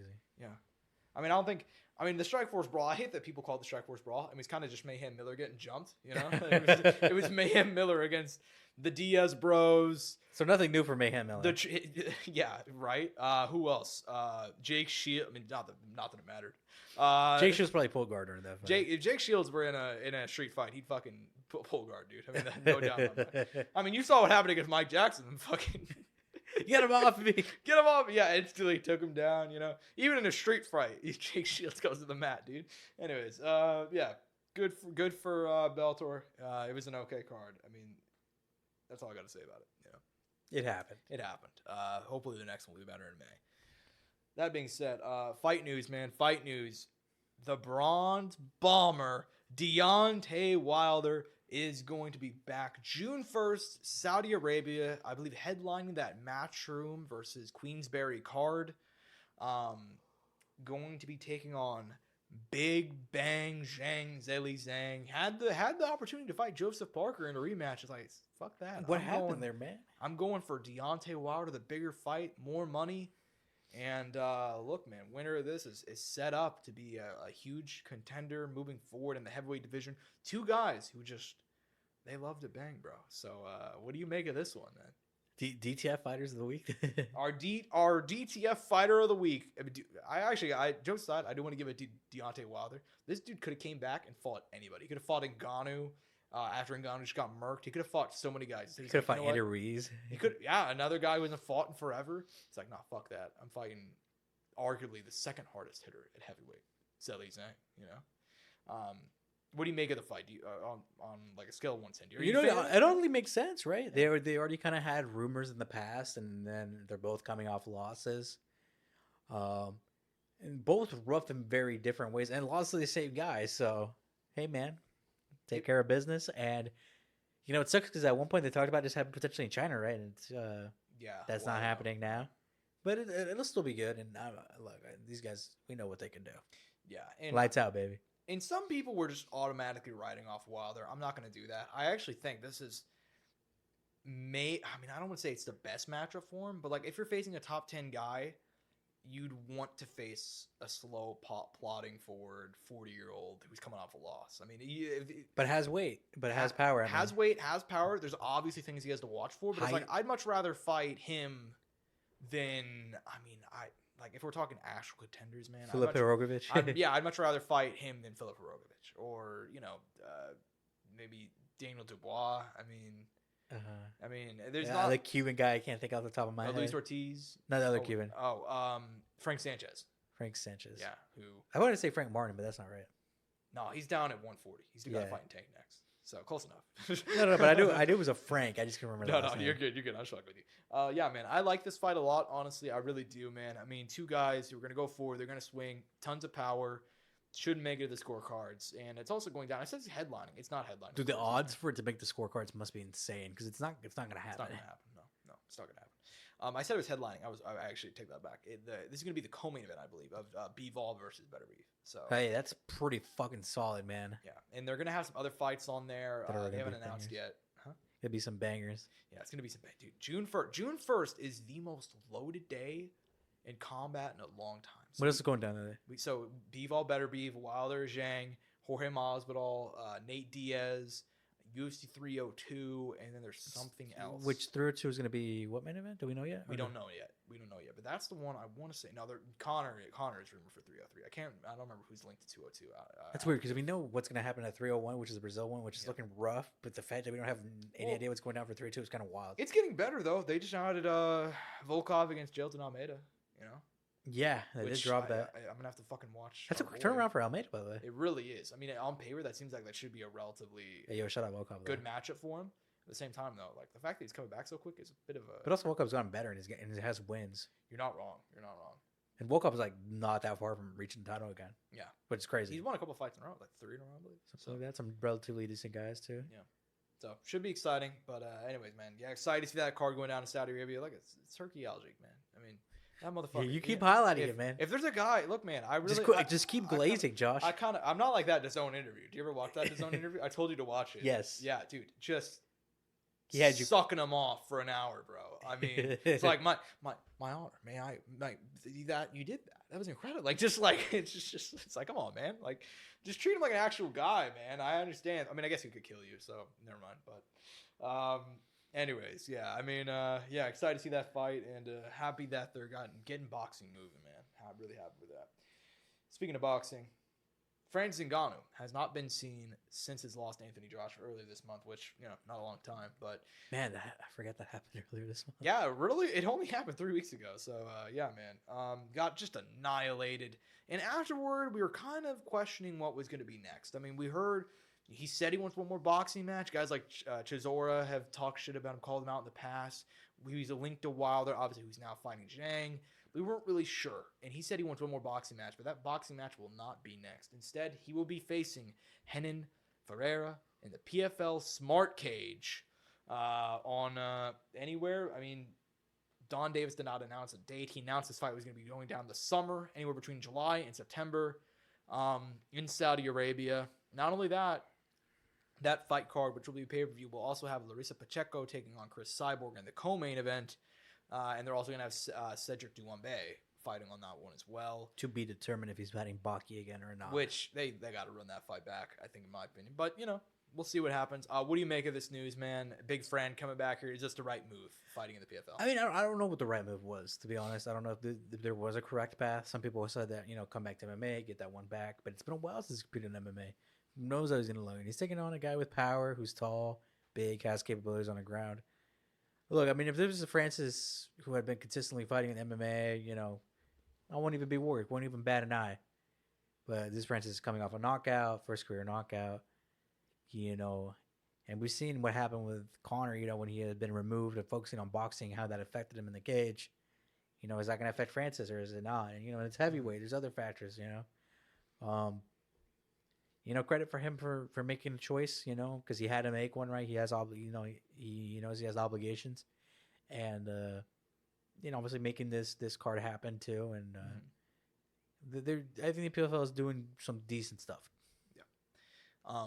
I think it's going to be a slow move. And look, I mean, I didn't really bring it up, but the antitrust trial, that's over, bro. If the PFL thought they had a shot of competing and maybe get some big time fighters, that's done. You're going to have to roll with your current roster. Contracts aren't getting changed, anything like that. Not even just that, but hopefully, at time, getting to fighters at the right times or fighters, agents reaching out to the PFL when contracts are going to end. It's just going to be hard because they just have UFC has such a tight grip on MMA because of their contracts and everything. Because most of those top, I mean, the only way it'll happen is if they are able to capture two major stars from the UFC. Yeah, and I don't even know who that would be. I don't even know. I mean, maybe. I mean, Conor has 2 more fights on his. But granted, at the same time, you want the guys to be young enough where they're around for not a while, but at least a decent bit. Yeah. Somehow you could get a guy I don't know. Let's just say a Sean O'Malley. Yeah. And then, maybe not a Sonya. I think. You would need a star that's big and also somewhat young. For example, I just brought up Conor. Conor has 2 more fights on his deal. You talked about free agency recently. Don Davis is like, hey, if you're a big time fighter, included Conor in the conversation. He's like, hey, if you're a big time fighter, we got the money, we have the capital, we can do whatever. And it's true that they got paid $150 million from Saudi Arabia, and Saudi Arabia's bankrolling those fight cards specifically. So they have a huge influx of cash, so they have the money. It's just getting some of those guys, and they got Jake Paul, and they got Ngannou, and they got Chris Cyborg, and they've got a lot of more fighters. It's just they definitely attacked it in a way where they're made some growth, but at the same time, it's how do you continue steady growth? Exactly. But at the same time, they got to build their own stars. They got to build their own people as well and make them relevant in some capacity, because you can't just pray to God you're gonna have guys come from the UFC who have a relevant following, who are relevant to the UFC, come to your promotion, and at the same time, you also need those guys to kind of find success, but at the same time, if they find success, their current roster also looks bad because people are already looking down upon guys outside of the UFC. Yeah, exactly. And they've gotten some guys recently in the last year. They've gotten Derek Brunson, for example. They've gotten guys who are ranked who left the UFC, but they're not going to be a big Thiago Santos, Joel Romero. Yeah, they've picked. And granted, those guys, some of those guys came from Bellator. Yeah. But it's just a matter of being able to compete on a regular basis. Because, for example, this is a big fight card. I bet this card can do pretty good. I'd be willing to bet that. I mean, Conor coming off the big boxing matches, granted, it would have been better if he beat Joshua, obviously. I mean, it's going to be pay-per-view Josh. I mean, what do you call a success with him? Over 100K? I would say this would be a success if it cracks 150 or above. I think 100's the break, from my understanding, and I'm fucking stupid, but from what I've heard, 100,000 is the break even. You need to hit 100,000 to even make any sort of money. So I think they're gonna do that. I mean, I'd be surprised. And even then, that might be profit just to pay off stuff. I'm assuming, not necessarily the profit for the company itself. Yeah. I mean, my prediction, right? I mean, it depends on how they build it too, but I think they'll probably get it that's my prediction, probably 150, 175, which isn't terrible. I mean, to shoot low, I'm guessing 85. Yeah, I mean, I think Bellator, that Bellator, the one we watched in the movie theater, Bellator NYC, that one I want to say did 150, and that was Fedor, Chael Sonnen, Vanderlei, the debut of Aaron Pico, all that stuff way back in the day. We never learned what their PFL's previous pay-per-view cards have done. There's been rumors, like, I think, that one first pay-per-view they did, it was like 100 maybe? No, it was significantly less. Really? Maybe like 23, 12 or 14. I can't remember. That first one they did with the Night of Champions. You remember that? Yeah, and they had Kayla Harrison and all that stuff. And by the way, just the dumbest decision of all time. I remember we talked about it all the time. It's like, dude, how are you gonna show for like 3 or 4 straight years your championship fights and be like, oh yeah, we're gonna lock it behind a paywall this year?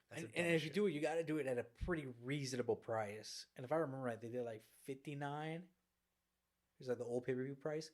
But see, that work. I mean, if that was UFC, you know how many more pay-per-view guys they get? Probably get a decent amount. But you're the PFL, man. I feel like they should have gone with like 29 or 39, man. That would have been a lot more feasible to maybe convince people to buy. Yeah, I mean, I can't find the exact. I can't find any. I think I saw like a rumor number a while back on Twitter. I mean, we could look for our sake of our well, and for the record, yeah. And I saw, by the way, Ngannou, Joshua apparently did fucking horrendous on pay-per-view.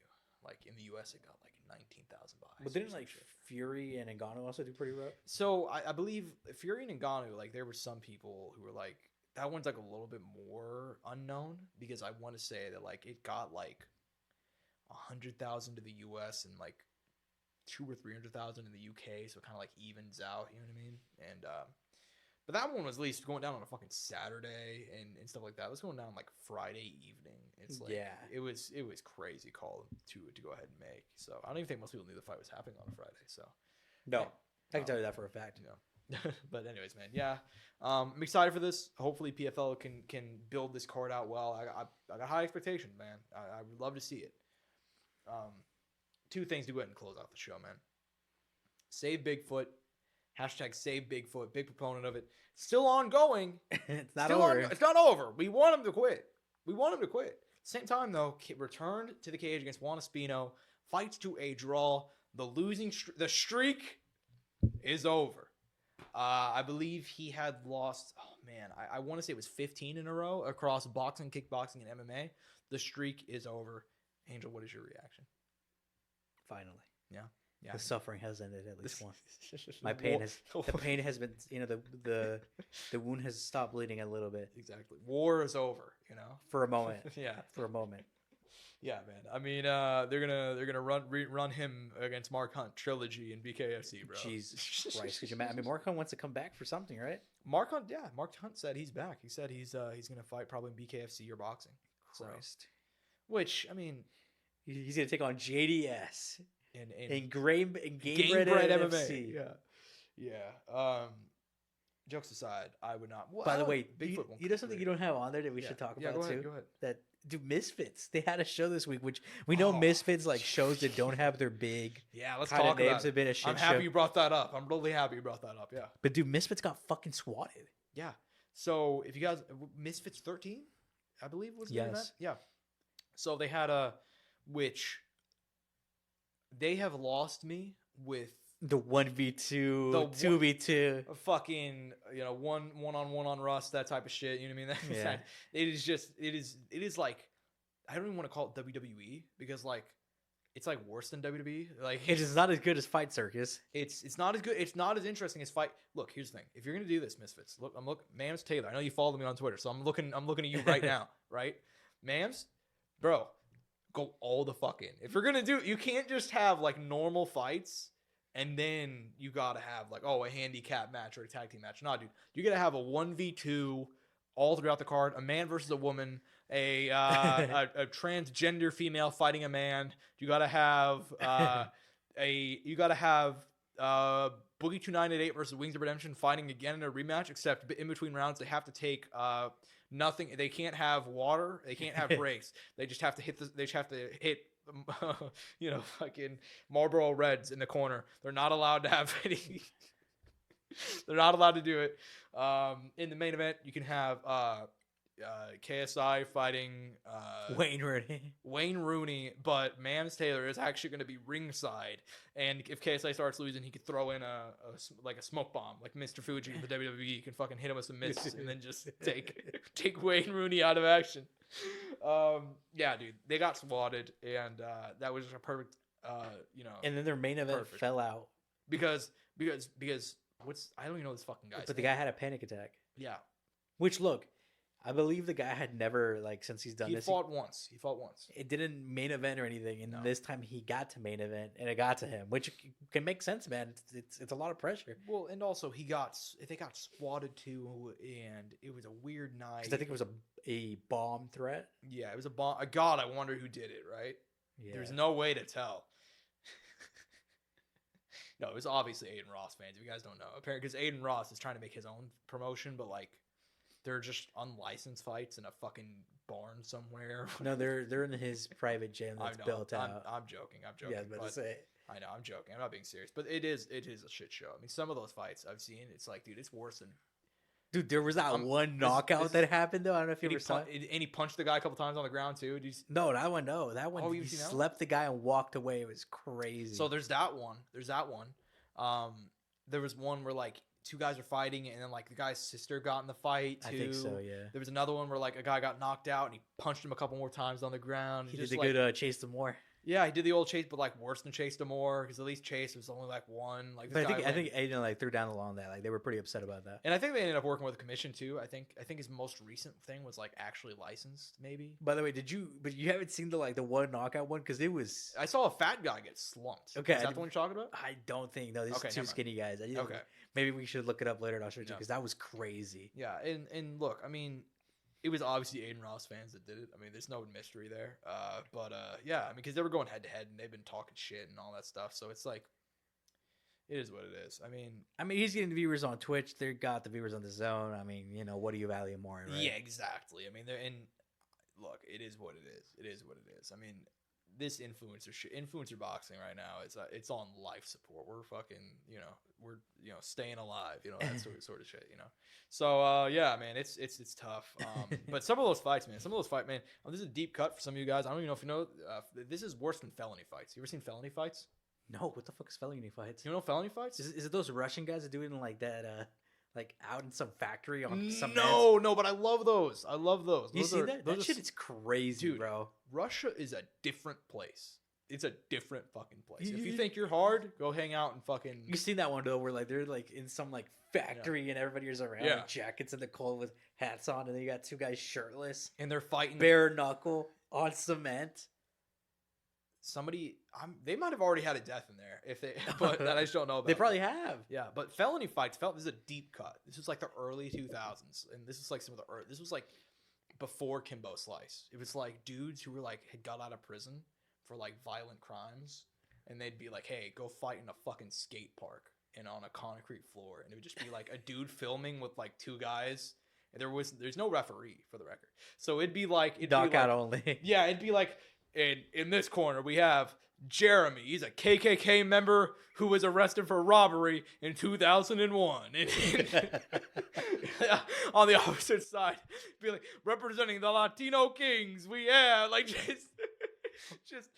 just that shit. And then like they'd fight, and it'd be some of the most brutal shit you'd ever see. Some of those guys on felony fights from 2004. I think Jeremy might be able to fight. Was someone just uploading this to the web on some random website? Yeah. It was the old school internet, and I think you were online like from like as a kid. Were you like how much were you online as like a kid? A fair bit. So same as I. So I saw a lot of fucked up shit. I saw porn on YouTube, dude. Yeah, dude. We're old in the game. Like we're young, but like we've been on the internet for a long time. So I saw some of those old videos. Like they were like they were like before Kimbo, dude. And they were just like fighting on like. We'll have to look some of those up afterwards. I will. Yeah, like I watched one literally last night. I don't like just of like an old school one of like it was like I don't remember the backstory between these two guys. They always have a backstory, right? And then, I don't remember the backstory, but it was like dude gets knocked out. It was like a white guy and a Mexican guy. Dude gets knocked out, and then just like he hits him with like 19 knees to the head while he's on the ground. And I'm like, at one point he even says something to the guy, like, "You're gonna stop this?" And he just starts hitting to the body instead, and eventually they step in, and it's like, dude, that guy's dead now. Like, what do you like? Jesus Christ. So Misfits Boxing, they didn't take a note out of felony fights. Misfits Boxing, Mams Taylor, you gotta watch some felony fights, bro, and then you gotta hit him up, man. Anyways, yeah. Shout out Misfits. Let's close it out. Yeah, we have one more topic. Is this your Roadhouse? This is review? my Roadhouse review because Conor McGregor starred in Roadhouse. Came out on the 21st, about a week ago now. It's the most watched movie on Amazon. It's been number 1 on their fucking chart or whatever for a while. Good for them, right? Because that means they were a success. It means they were a success, and they're getting reviews, and they're getting like 60%, which on like Rotten Tomatoes, which 60% for that fucking movie is like a 10 out of 10, basically. I mean, well, look, and Rotten Tomatoes and all that. I feel like you always gotta add like 5 or 10% depending on the movie. So let's say it's closer to like a 7, just like a C, like it's passing. Yeah, it was. So I watched it with my fiance, who's not a big, she's not huge into like MMA or anything. At least she knows who Conor is, and like, dude, the movie is entertaining. It's entertaining. Okay. And the second Conor McGregor doesn't come in until probably like 40 minutes in the movie. Just a little small spoiler, it doesn't really matter. But he comes in about 40 minutes in. The second he's on screen, it becomes the craziest fucking thing. Main character energy off the bat, dude. And the funniest thing is too, he didn't even know they were filming. No, it's just yeah, just instantly the funniest movie of 2024. Every single time Conor's on screen, he's walking around like a fucking action figure. Just he has his walk, he does his his signature walk, but like that, but for the entire fucking. But he played the character though. He played that character that he was asked to. Well, the thing is that character was basically just Conor McGregor, but like more evil. Like he's more evil. More evil. He is sinister. This is like the Conor McGregor of all bad put together. This is like Conor McGregor, like 3 a.m. in Dublin when he's just hit a bump. You know what I mean? Like this is that Conor, all right? And he hasn't slept in 4 days. Okay, that was that Conor in the movie, and it's genuinely one of the funniest movies I've seen in a long time. But it's also really fun too. Like if I had to give it a grade, I'll give it a 7 out of 10. Yeah. It's not a good movie. It's not a good movie by any actual metric. But it's a remake of a movie. It's supposed to be kind of like action hero kind of. Yeah. I feel like those movies like nowadays, like that specific style, doesn't exist as much, or if not, you got to kind of ramp it up. Like significantly, like a Mission Impossible type stuff, and even then, it's not like Mission Impossible isn't like one of those like hero archetype movies where they're saving a town. You know what I mean? Yeah, I mean it was a remake of the 1989 movie, of the same name with Patrick Swayze. R.I.P.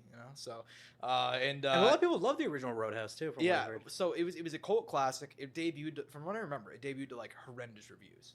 So, they're already doing better in that aspect. But there's a lot of old movies like that people still enjoy though, that maybe weren't the best, like critically acclaimed films, dude. Exactly. And it was an 80s movie, and it's just like that. It's super cheesy. It's the most unserious movie I've seen of all time. Which is fine. Which is a great thing. By the way, how was the UFC scene? Because we obviously saw that happen. So we did see that one happen, and I don't want to give it away, but like they did it well. They did it well. I mean,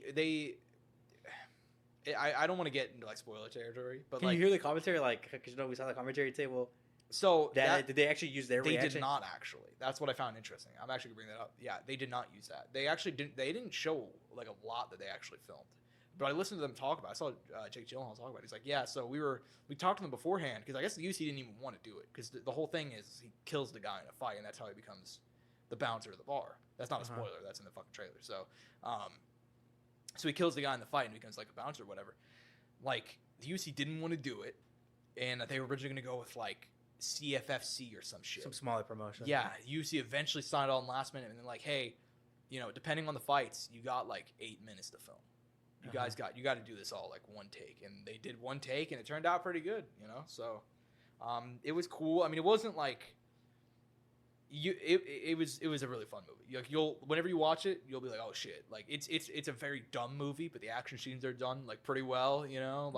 It's a cool movie. It's very fucking stupid, but yeah. For what it is, it works. You throw it on. You take some ELYXR Delta 8s with code Soundoff at checkout for 10% off, all caps, and you have a fun night, man. It's by every metric, it's not a good movie, but it's a fun movie. I'll put it like that. Anything else you want to talk about before we go ahead and close out, man? No, man. I mean, that's it. I'm excited to come back next week and recap this card, see how they did outside of the Apex.